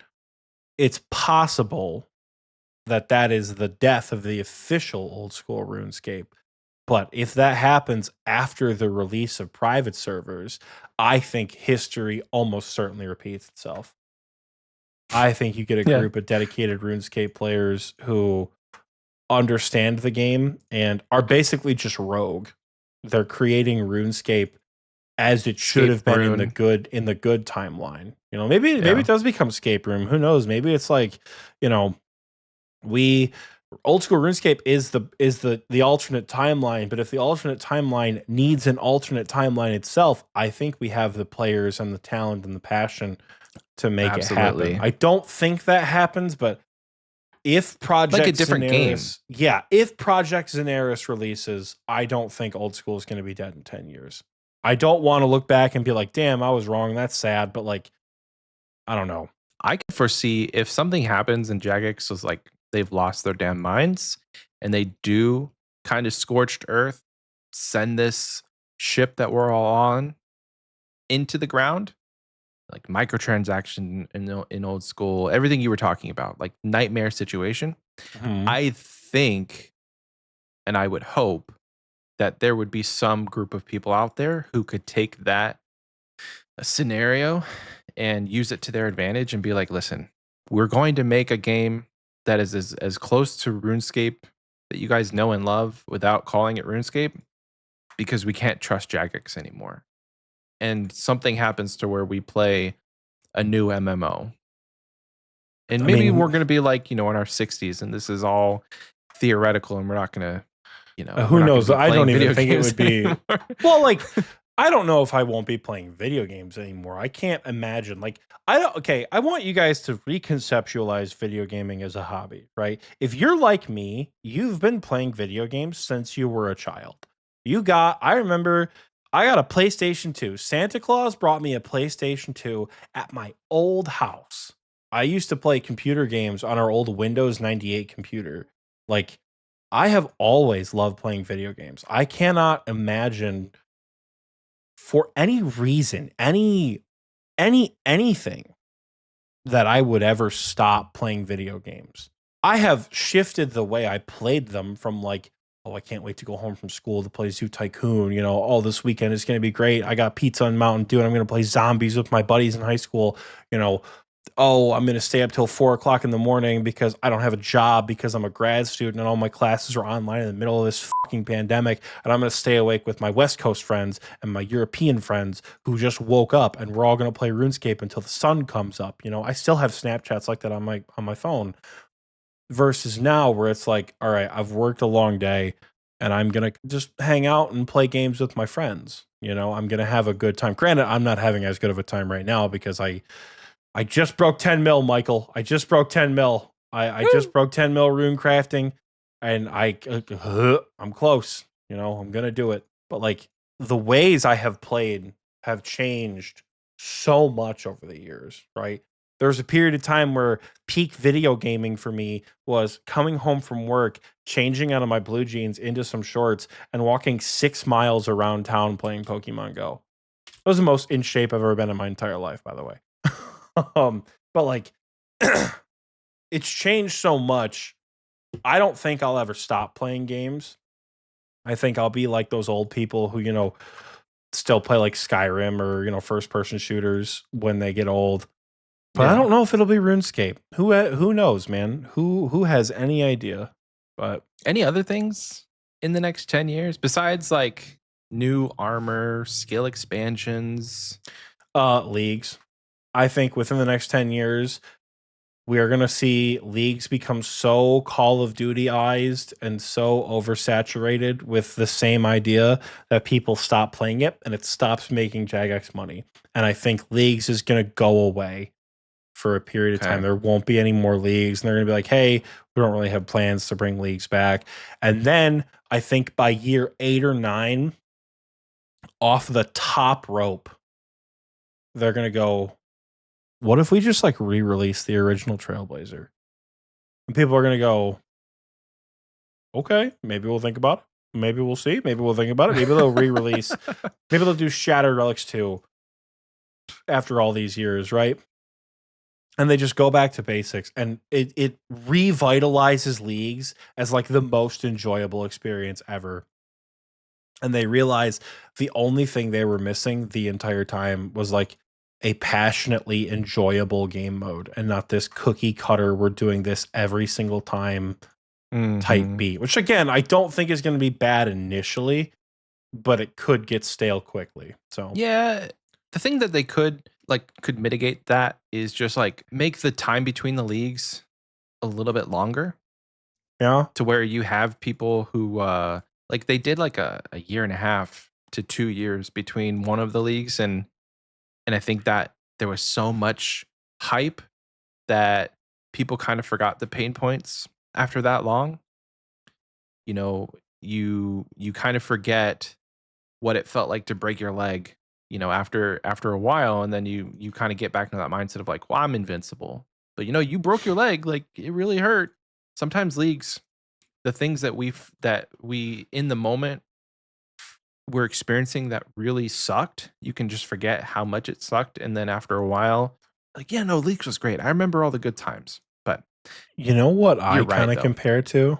You know that scene from SpongeBob where Squidward lives in the Squid Village and he absolutely loves it, and he's going to getting the canned bread and playing clarinet and doing the dancing and all this other stuff, and he slowly goes from like yeah to like oh, at the end of it. That's kind of how I picture leagues is going to progress. Mm, Where it's like Trailblazer, Shattered Relics was okay. Trailblazer 2 was lit. Raging Echoes was good. League 6 was okay. League 7 mm. was just Raging Echoes again. League 8, I didn't even play it, you know? Like that's kind of how I'm picturing leagues goes until there is a revival. Like there's like a league's renaissance, and it's so totally different. That's kind of how I imagine it. I hope you're wrong, because Yeah, that would yeah, that suck. would I suck. don't That would want to be suck. right. Like let me clarify that. I don't want to be a doomer to be right, because I think the things that Michael and I aren't talking about are like the new raids are going to be great. The new items are going to be fun. The new bosses, the new skills, all the stuff that comes to the game within the next 10 years for the most part is going to be good because it's going to still be player driven. I think for the most part, we are going to get the best of the best because we are still going to have the reins on what comes into this game. Hmm. And Yeah, it's a community led game, so we can trust that it's going to still be fun. exactly, I think that's what's going to keep it mostly good. Michael and I are just discussing very abstract nightmare scenarios that could or could not be real or could not even be that bad. You know, who knows? I didn't think expanding Slayer was a nightmare scenario. To be honest with you, I No, I think it would I don't be think it's a really nightmare fun. scenario. What I fear for skill expansion is the microtransactions that follow. That genuinely is my only concern. Like inherently, I think there is some space for skill level expansions, like maybe to 110 or something like that, you know, because I think 120 is egregious. 100 million, that's it's literally 1 to 99 in like 8 skills to get from 99 to 120, you know, and like I fear outside of the like I'm on the max and grind. I don't want to do that shit. I fear the microtransactions that have to follow. Does that make sense? Well, Like, the thing that you have to consider is that people are doing it right now without any microtransactions. If you want to get all of the pets or all of the Slayer pets, you already have to train past 99 at the current rates. This is just like the idea that I had was we're giving you more things to do yeah, for the skill that you already are doing past 99, because one, it's a good money maker. It's a good way to kill the bosses you already want to kill, is like having that extra damage boost. It's just an idea of like this, we're already kind of doing it. Most people train Slayer, they don't stop at 99. It's one of those skills. besides the combat skills, it's one of the ones that, for the most part, you're gonna keep doing it Yeah, once you hit 99. I don't think that piece is bad. I think we tread a fine line of, if we get too high into the expanded skill levels, then people are going to say, dude, I wish there was a way to do this faster. And Jagex, like, it's not going to be, it's not going to be the J mods. It's not going to be Husky and Elena and Kieran and Rice and all these people who are like making the game. It's going to be like the sly guy in the corner with the trench coat and the hat being like, you wish it was faster, do you? Well, then I might have just the thing for you. Take this lamp. It'll only cost you a couple dollars. It's okay. It's just one lamp. Don't worry. It's not going to get any worse than this. That's what I fear. I don't fear the expansion of content, because like more content in this game, good. Like, I'll put that on the record. I think there are ways that you could do skill level expansions that adds good, meaningful content to the game and secures the longevity of the grind that is Old School RuneScape. I am absolutely horrified that when you do that, you open up the avenue for corporate Jagex to say, what if we did an old school treasure hunter? That is what scares me. I don't think it's going to happen. I don't think it's going to happen either. I just think if we play with that kind of fire, what could happen? I don't know, man. I don't like it. I don't think it's possible, though. I don't like it. I think it's very possible, and I do not like it. But I don't think a skill expansion is bad. I just think what could come of it. You know what I mean? You know what I'm saying? If you think a skill expansion is bad, then I shudder to think what your thoughts would be on prestiging skills, because I think that would be the shit. You get to 99, and you have the option to go to 1 again. That isn't a bad idea. That, I swear to God, that is not a bad idea, because that doesn't promote, like, it doesn't promote this mindset that, like, if only it could be done just a little bit quicker, right? It is, you went from 1 to 99, cool, let's do that shit again. And then you have the prestige max cape, and you would do that for literally no other reason than to make it a prestige max cape. Exactly. What do you get when you prestige in Call of Duty, Michael? What do you get when you prestige in Call of Duty? Isn't it like the golden guns or something? Basically fucking nothing. Just something to say you did it?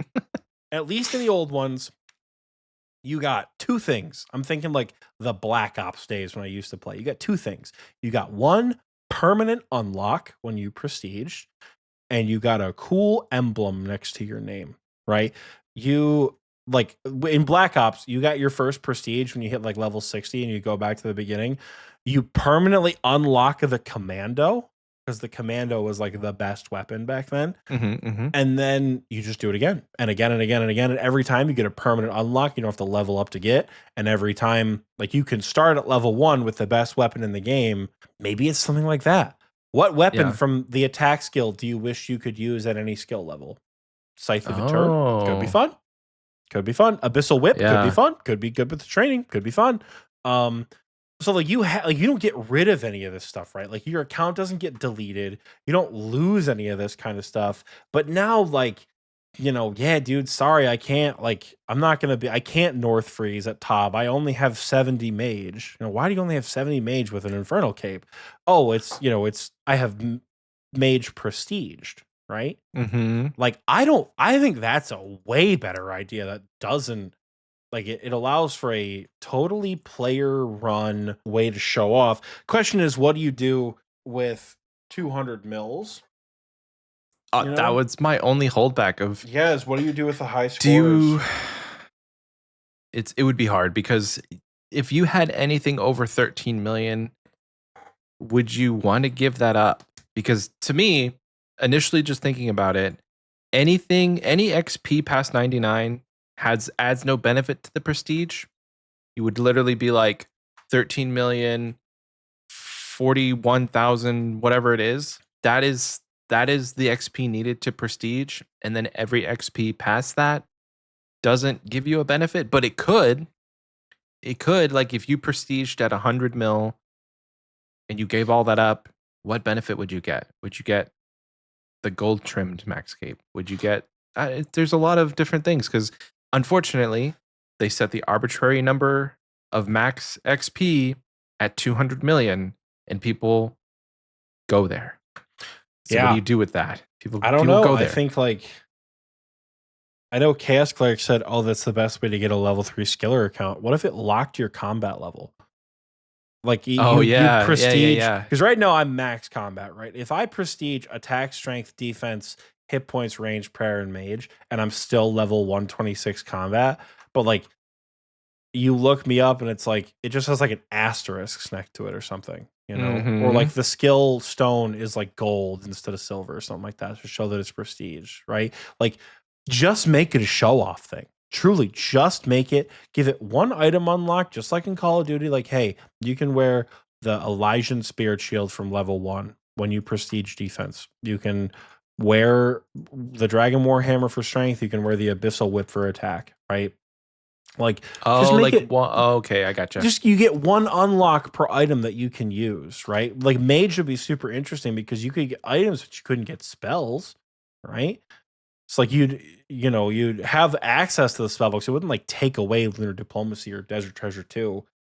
It would just like you got to work back up to it, baby. I Yeah. think that piece could be fun because then like maybe we only allow 1 prestige, maybe we allow like 10 prestige. Could you imagine a 10th prestige max cape? What that would look like?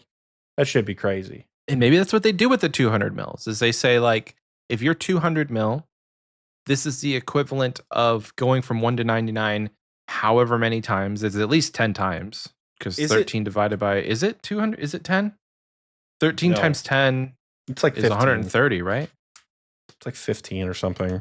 50. Okay, so it's more than 10. You would have essentially, if you prestiged however many times and you give it all up at 200 mil, you're not 200 mil anymore, but you have the best cosmetic in the game. There's so many things because like, what does it do for ranks? I don't know. Maybe they have like a legacy high score and then a prestige high score. So you add more depth to the competitive nature of players. But I could foresee them doing that in the next 10 years. That's like not outside of the realm of possibilities. I know it's not been on anybody's radar for discussion, and they've not even hinted at the fact that you could prestige skills. But what do you do with? It's better than a skill expansion, in my opinion. Yeah. I don't know. I think I had a thought and then I lost it. So that's what I'm thinking. I think I had a thought and then I no longer think that thought. I think it might be break time though. Yeah. We can go to break. Yeah. Give us your thoughts. Let us know. I'm very interested to see, and we'll probably end up adding this as the community question. But like, what are your thoughts on how this game is going to progress in the next 10 years? If that is the community question, you'll find out in like maybe 10 minutes. Let us know. But check out, what's going to happen next. Stay tuned, please. This next new commercial is going to be great. We'll see you guys after this.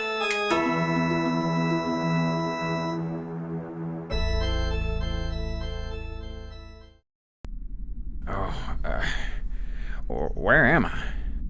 Oh, good. You're finally awake. Who are you? Oh, my apologies. Allow me to introduce myself. My name is Agent B, and I work for a secret organization known as the Gillinor Protection Agency, where we specialize in identifying and handling various threats all around the world. And you are currently in one of our secure facilities. Threats? What kind of threats?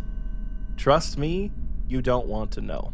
Now, correct me if I'm wrong, but I hear you're quite proficient at handling pests, no?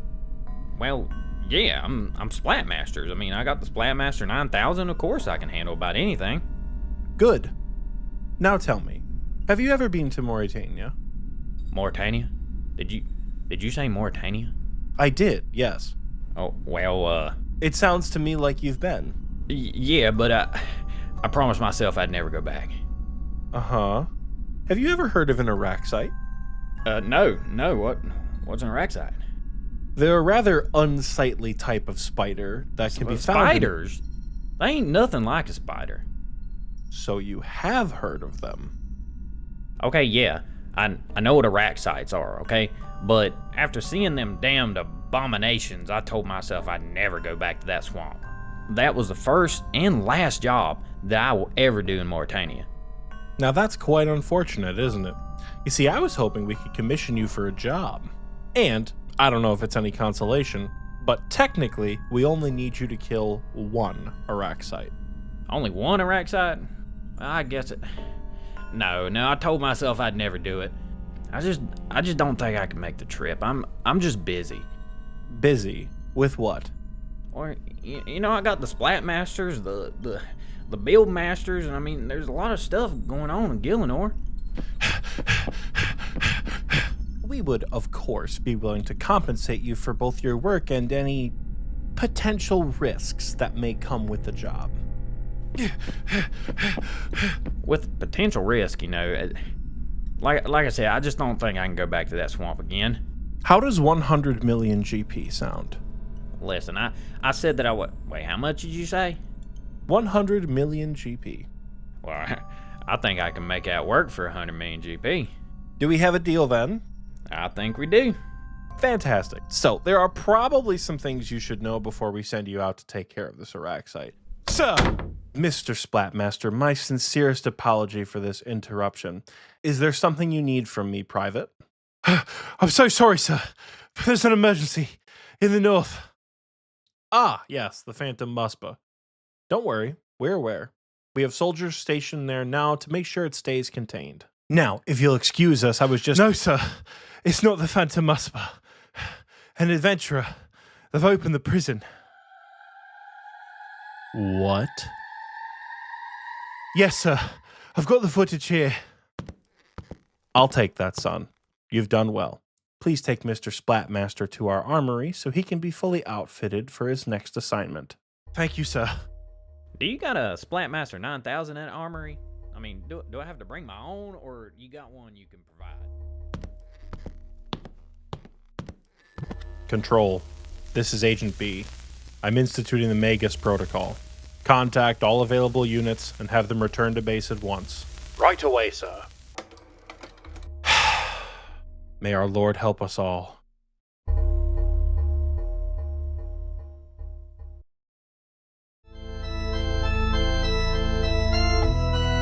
Welcome back. I hope you enjoyed that epic commercial break because I know that I sure did. And big shout out to Seth, the Splat Master himself, for making an appearance in that commercial. He and I had a lot of fun recording that together.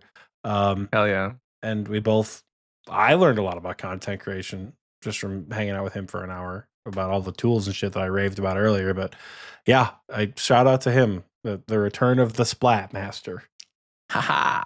Cool. Well, now is the time in the episode. Welcome back from the break. We're going to talk about Patreon and give our patrons a shout out real quick. So we always start out this section by shouting out our Wise Old Man patrons, our newest Wise Old Man patrons. We kind of dropped the ball last week just a little bit, and it's not entirely our fault because the way that Patreon is set up, if you were a patron and then you cancel and you come back, it doesn't give us like a notification like it does if you're a brand new patron. So we have people come back a lot. Like today, Otis just rejoined the Wise Old Man patron. So shout out to Otis. But last week, we missed someone. We missed Vacant Void. He came back and he joined the Wise Old Man crew. And the other thing that doesn't happen is if you upgrade to the Wise Old Man tier, it also doesn't let us know the way that new ones do. So if we've ever missed you and you've upgraded or you've come back, welcome back. Thank you so much. But shout out to specifically Vacant Void because we missed him last week. But that's it for this week. I think it was just Otis that came back. Hello, Otis. Welcome back. Thank you so much for returning to us in the booth. Good to have you back. But on the screen now is all of our current Wise Old Man patrons.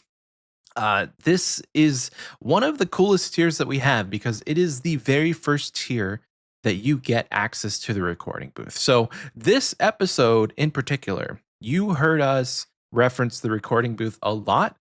If you see me or Oxie look off to the side, it's like 9 times out of 10 because we're reading like stuff that the recording booth has said. Like if you're unfamiliar with how we do the recording booth, think of it just like it's a private stream and you guys, if you're in the recording booth chat, you're the Twitch chat. You are the chat. They can see us, and they can hear us live as we record the episode, but we can't hear them. So they just interact with us via a chat. So you get to be in the booth while we record. We interact with you. So if that's something you're interested in, and you want to like catch us live while we record, join the Wise Old Man tier and join these folks. And the first day or the first time that we see that you've joined, you'll get your name shouted out. And that is, all the people on the screen now have done that. So we thank you so much. Muchos, muchos to all the Wise Old Man patrons. And now we're going to shift gears just a little bit and do the thing that we always do after the Wise Old Man patrons is shout out our King Black Dragon tier of patrons. This tier, surprisingly, is identical to the Wise Old Man tier in that you get access to the recording booth. But in this tier, you get a special little added benefit of your name is not just on the screen, like it's not on the screen at all, but you get your name shouted out every single time. Every single week, we're going to read off this list of all of our KBD patrons because we love you guys so much. Muchos to all of you. So, reading from the top and giving everyone a thank you. Thank you so much, and shout out to Apathy, Boston Sport 5, Brian M, Brooks 70, Oxie's dad, my dad, all of our dad. Hi, Dad. Cloud Kicker, Damon S, Dicky Bird, Elite Oreo Dunker. I'm back, baby. AKA Cass Cleric, Jack's Superior GIM, new KBD patron for this week, Oxie's Demonic Stress Toy 666.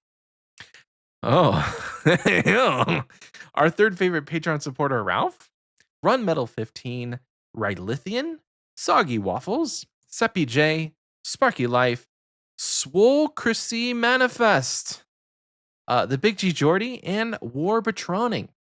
Thank you again to everybody in the KBD tier. One fun thing that you can do if you choose to engage is you get to change your name on a weekly basis. So anytime that we do read your name, it may be the same or it may not. That's why you kind of hear some people with like Swole Chrissy Manifest. It's because Swole is one of the people that chooses to change his name just for that added little fun.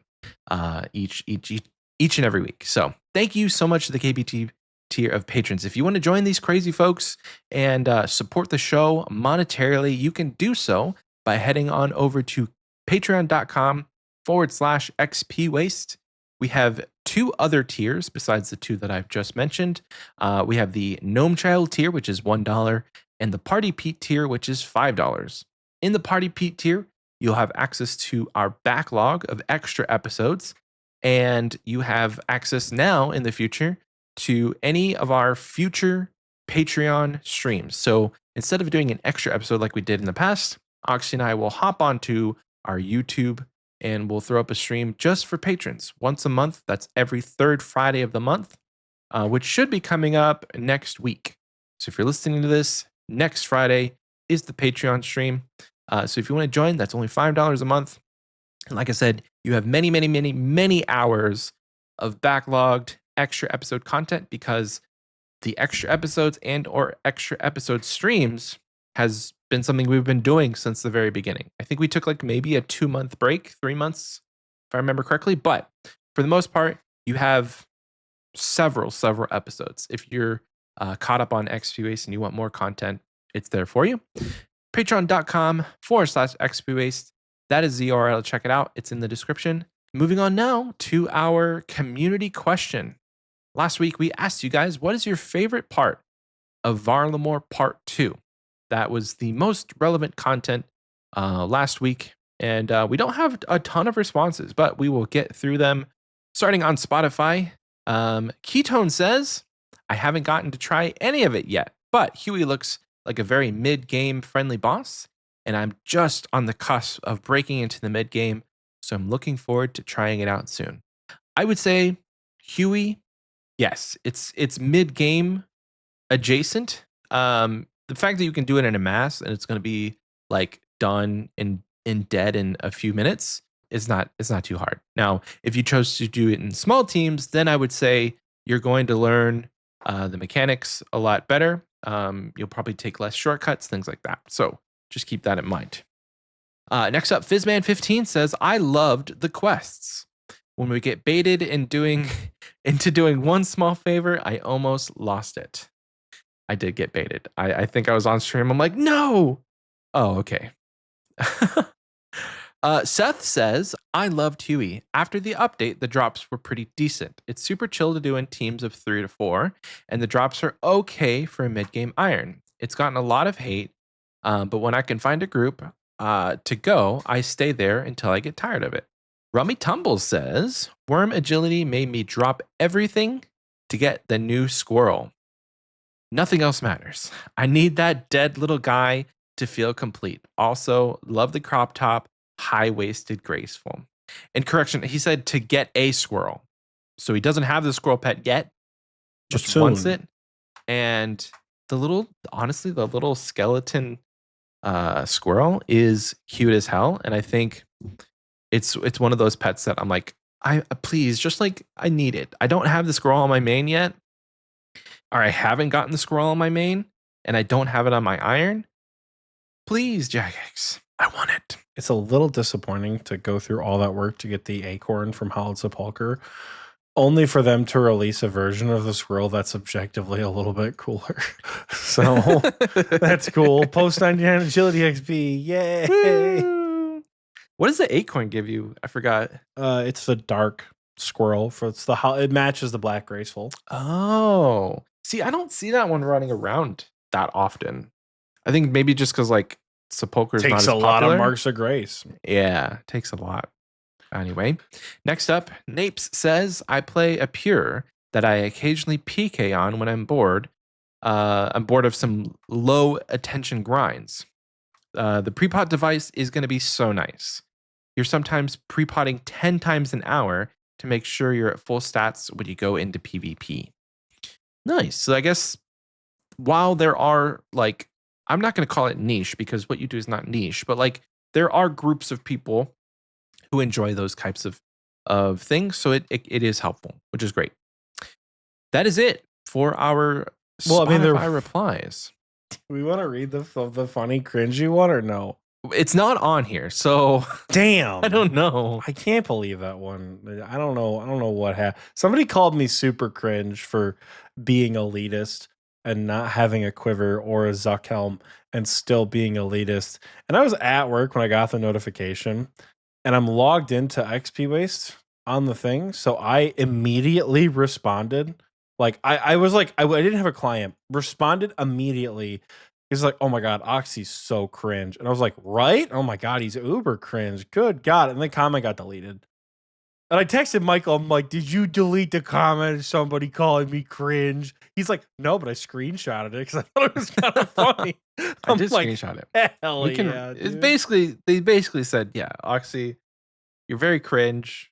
You're so elitist. What can I say, man? I am, as it's so wonderfully put, P cringe. What do you want from me? Oxie is so elitist for someone without a Zuck helm or a quiver.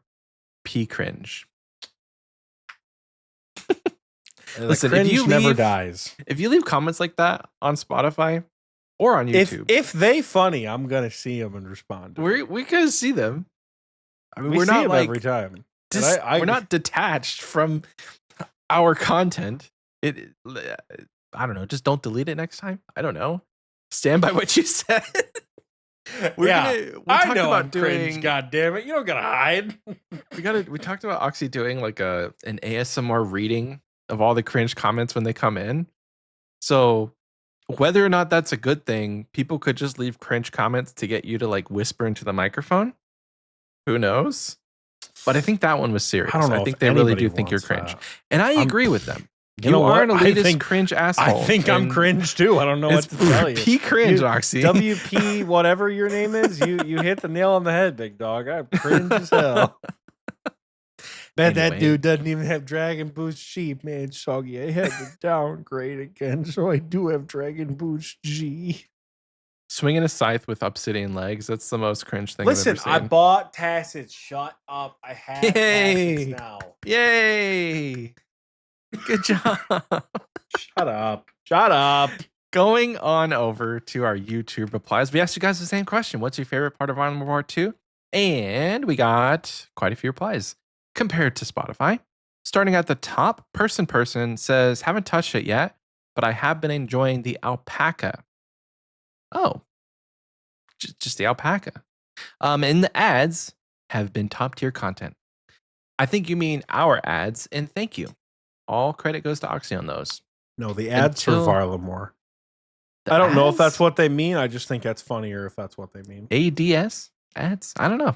I'm taking it as they like our commercials, and selfishly, I think that's what they're saying. But next up, Spencer says, I haven't done the content yet, so the only thing I experienced from the update was the server downtime. Wah, wah. There was quite a bit of server downtime. I think like the day that Varlamore came out, or like the day before, the game was offline until like 9:30 or 10 p.m. or a.m. 9:30 or 10 a.m. Central Time. So I can't imagine it's like 2 or 3 in the afternoon and the game's just offline. That feels bad. Voltoro says, I've done around 60 Amoxolotl kills and I've completed the agility course. The quests are my favorite part of the release, but I really enjoyed the agility course for the repeatable content. Super chill with only 6 clicks per lap. Nothing to pick up, and the speculations that the pet rate might be increased. I got my pet squirrel there while going for the log and overall enjoyed it. I was just talking about the agility course during the break. Now, the XP rates are not the best.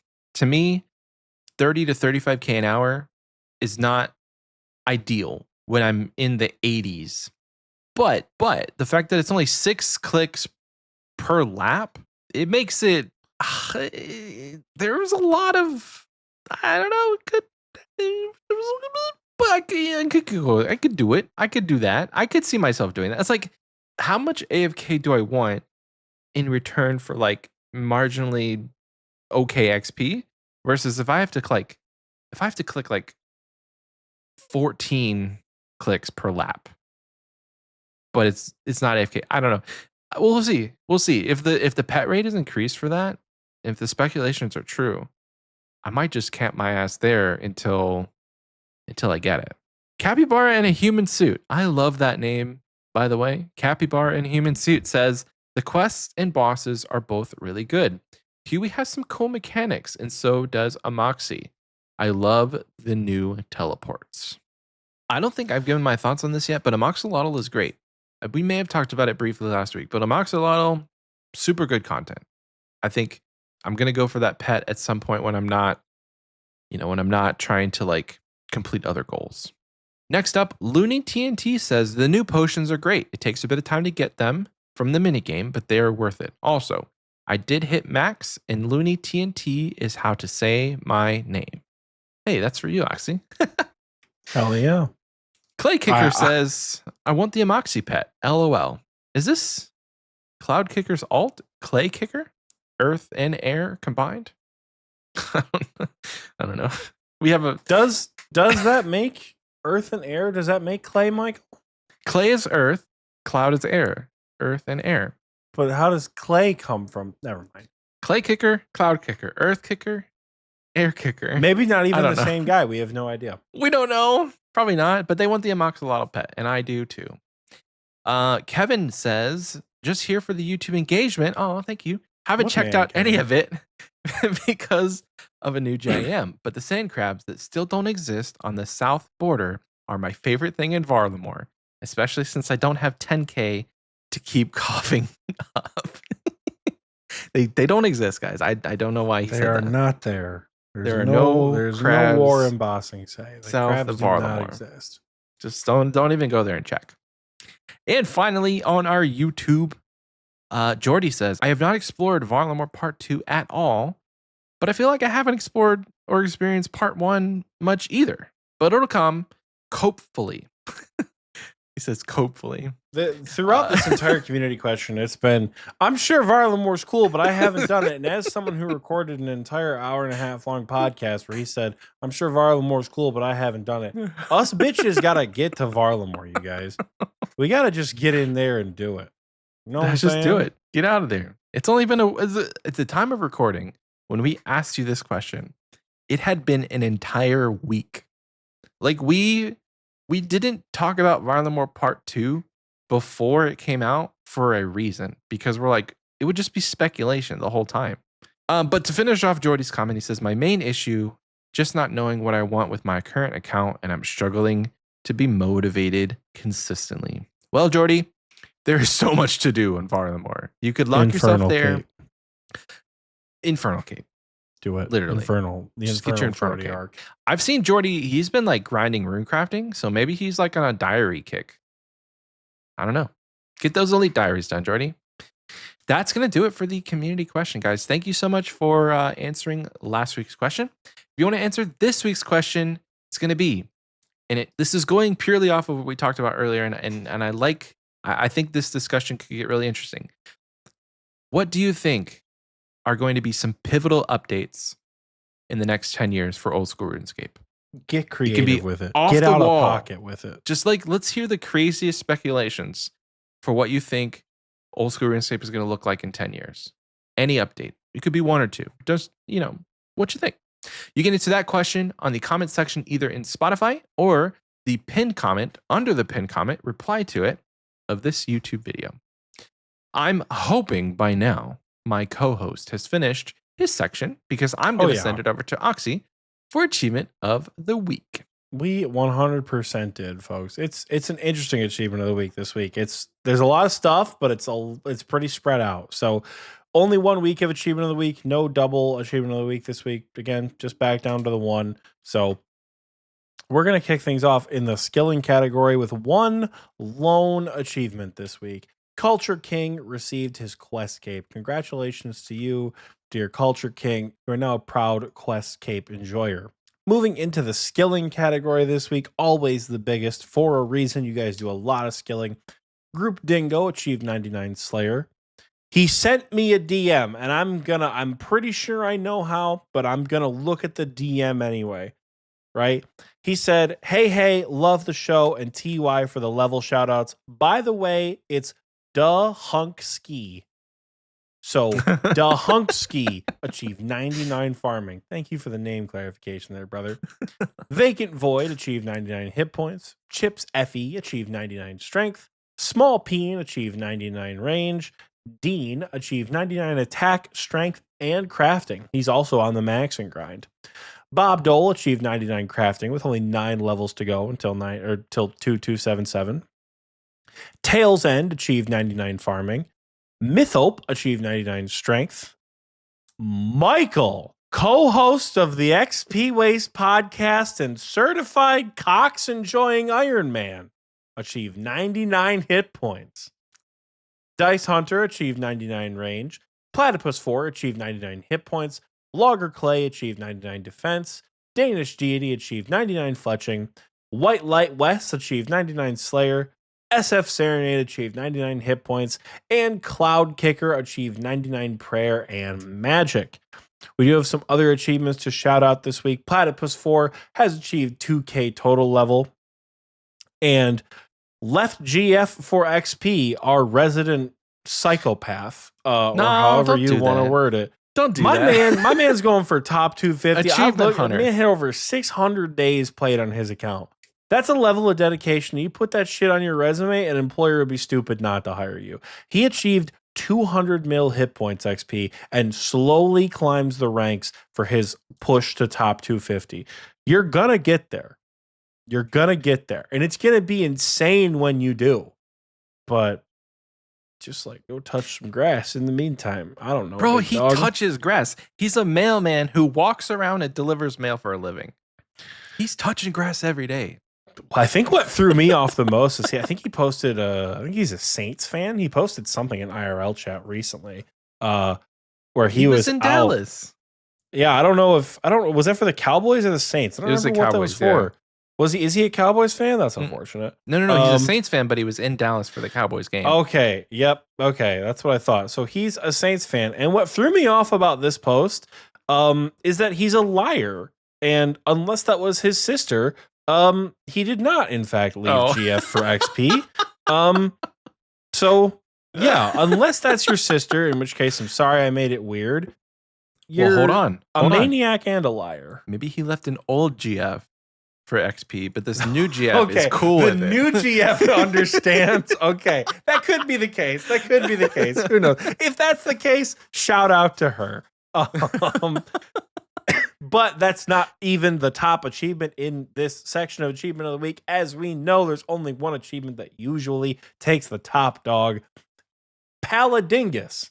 And I have it written as Looney because that's their Discord name. Looney TNT, is that what you said it was? Mm-hmm. Yep. Looney TNT, however you want to say it. They both achieved 2277 total level. They have maxed their account. I'm getting more and more jealous when I see these max capes roll in because they're just done. They don't have to deal with it anymore, man. They don't have to deal with it. They just don't, they just don't have to, and I congratulate you. That's a huge achievement. So glad you guys have that done now. And the game is yours. You can truly do whatever you want at this point. So if you haven't already, go Furno. If not, or if you've already done it, dude, freedom. Speaking of Furno, and do it again. Prestige it and do it again. Exactly. Speaking of Furno, we are moving over to our combat achievements section this week, where we have one achievement in every little subcategory that we do. It's kind of fun. So, kicking us off in the combat achievement section, Haji and Jark both got their first fire cape this week. The Jad hands were real, but they overcame it and they got their first fire cape. Congratulations to you guys. I don't want to say I'm going to rapid fire these, but I'm going to kind of rapid fire these, if that makes sense, because there's just not a lot of them. So we have, and I'll read it in order of how we normally do. Super Soft Salad killed the Corrupted Gauntlet for the first time. Shout out to you. Oracle Angel achieved their Fang kit this week. The Cursed Phalanx. It's now all theirs. Green Ben now owns a quiver, and they feel like a big gamer because they have both of the best and slot pieces of back bling. My boy Shinkiro, I said it last week, and god damn it, I was correct. In the span of a weekend, he cranked it out, and he now has the Ancient Blood icon. He is a Blorva gamer now. Shinkiro achieved Blorva.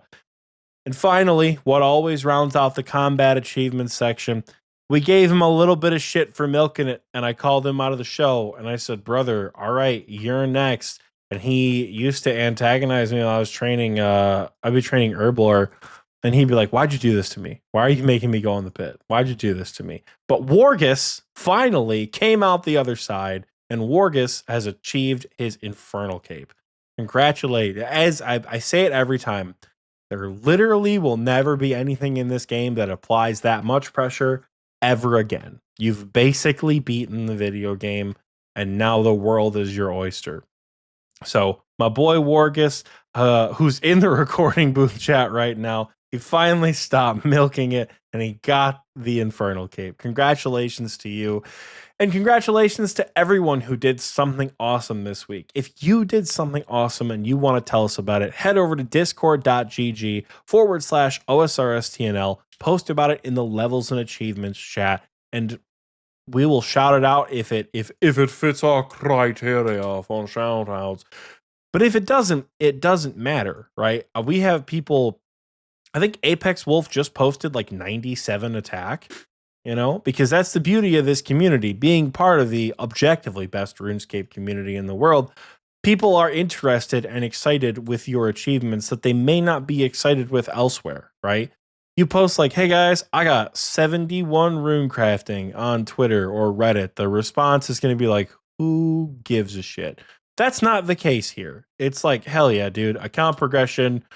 People talk about next steps. We have a Like we have the levels and achievements where like, hey, I did the cool thing, but we also have like we have a gear setups page where you can get advice on how to do anything from like, how do I do the PvP arena because I'm an idiot and I don't know how to get my imbue scrolls to how do I, know prep chambers, something like that. So we have all that. We have a skilling section where you can talk all about the skilling endeavors that you're on or bitch about them like I do because I was rune crafting on 2 accounts the other week. It was rough.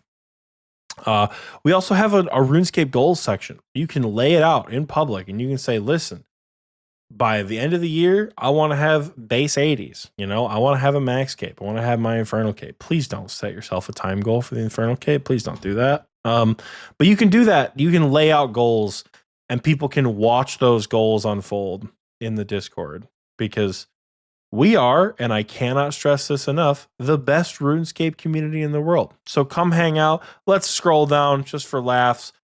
They're not, okay, the Sunday Raiders are not there this week because it is Sunday. They went to Mass, right? They're all out in the deep wilderness at Bear Mass right now. So we got the Church of Bear is back up in action right now. People are gaming there on a Sunday. Come hang out. It's the best place to be. It is almost time for this episode to end. However, for right now, to close out this episode, I'm going to throw it over to my favorite co-host, and I'm going to say, Michael, my friend, do you have a fun question for us this week? I do. And that reminds me of the thing that my mom says. She's like, how's my favorite middle son? I'm like, Mom, I'm your only middle son. God damn. Like, I'm your favorite co-host, but like, I'm your only co-host. Well, no, Anyway. we've had TMD. Hannah has inserted true. herself as a co-host on the That's Xpwaste true. podcast before. So, like, you've triumphed above others, I guess. Yes, finally. Anyway. Yeah, Kessler says Tiki Mug is also definitely a co-host. We told him frick. the other day, I don't know what happened with the episode where it like wasn't out or something. And he's like, too late. I moved on to a different podcast. I was like, oh no, our resident fact checker. What are we going to do? You said you were going to fact check. Buggy Waffle says, isn't Hanani the founder of the XPWaste podcast? We're getting off track. We're getting off topic. Is. We do have a fun question. And I just asked the CC like literally 3 minutes ago. Hey guys, we need a fun question for this episode. And Nuke Moose does not disappoint with this week's fun question. Oxie, if you were dropped into Old School RuneScape as yourself, Oxie, your stats, your skills, your physique, your hairline, all of it. All of it. Nothing changes. You are Oxie. And you don't have godlike stats, by the way. What would be the hardest free-to-play quest for you to personally complete? What do you think I'm going to say? That's honestly, dude, I don't know. That's why we asked the effing question. Answer it for us, will you? The hardest quest to complete for me in free-to-play is Dragon Slayer. You don't think you can kill a dragon easily? Do you think that if I got dropped into RuneScape right now in the same sweatpants I wore last night to a bonfire and nothing but a necklace I found at an art fair and a DDS tattoo, I could kill a fucking dragon? Yes. You know why? Because dragons are weak to stab, and what do you do for fun? Several hours a week. You stab it with your pointy little stick. I think you could do it. I think Dragon Slayer would definitely give me a run for my money. And if it's not Dragon Slayer, Demon or Vampire Slayer would also have me kind of in shambles.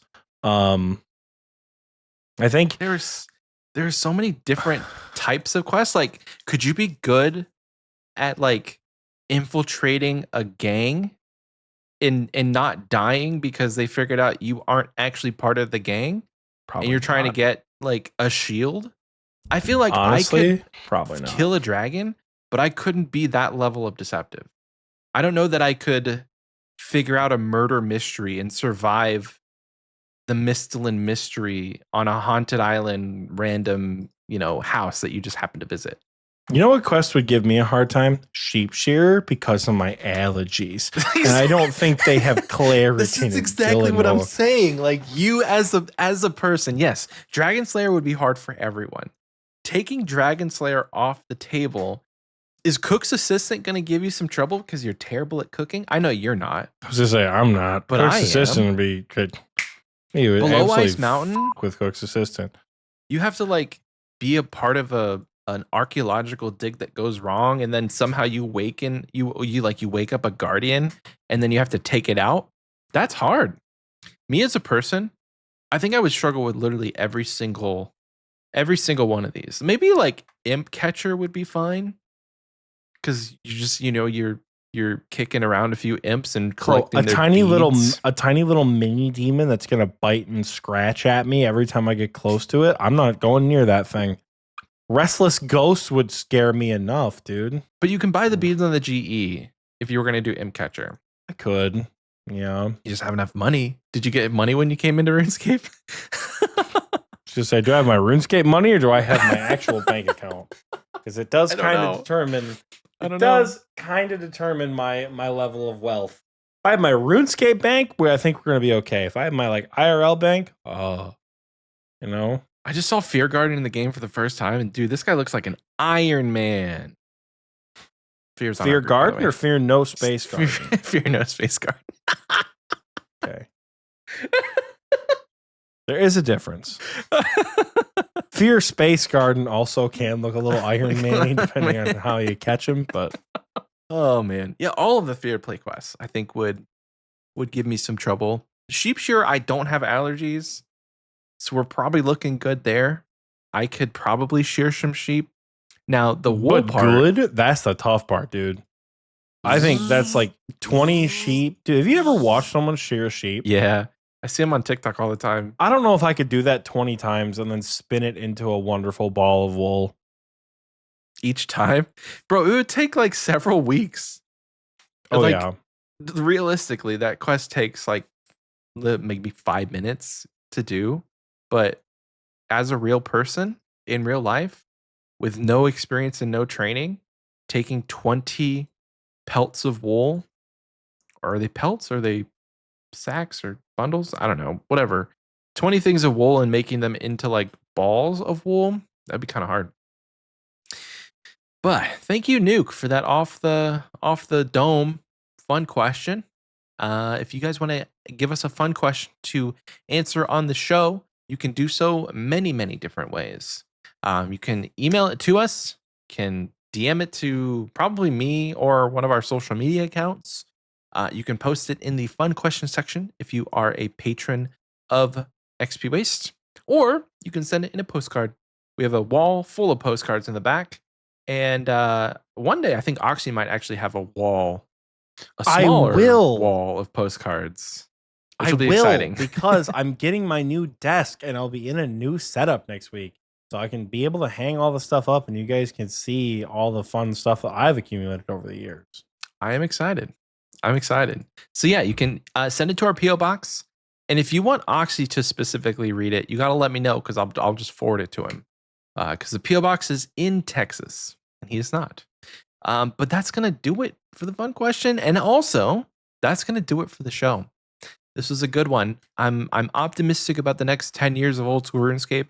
And I think you're right, Oxie. I will be that guy who just continues to play video games no matter what it is. And I look forward to those days. But if you want to check out more about what we have to offer, what Xpwaste is and all that we do, there's stuff in the description that's going to blow your mind. I promise you. All of it is there. Ripe for the taking. Check out the description. Follow us on our social medias. Follow us on anything else that's not social media. If you want to follow us on Twitch, is what I mean. Check out our merch store. Check out our Patreon. We mentioned that earlier.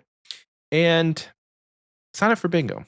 Head on over to our Discord. The link for the Discord will be in the description. You have to be in the Discord to sign up for bingo and get excited. But do not delay.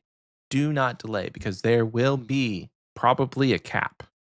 And we'll let you know what the buy-in will be in the description of the sign-up sheet, so you'll know how much money you're committing to. before you do it. But do not delay. Signups will be closed in a matter of weeks. So if you want to do that, head on over to our Discord and sign up. And while you're there, get to know the community. Because if you're going to play in bingo and you're not part of Discord already, we want to know who you are. So take these next, 3 or 4 weeks before bingo and get to know everyone there. Make yourself comfortable. Make yourself at home. We are a great group of people, and we want to know you and want to play this amazing game with you. So that'll be all in the description of the episode.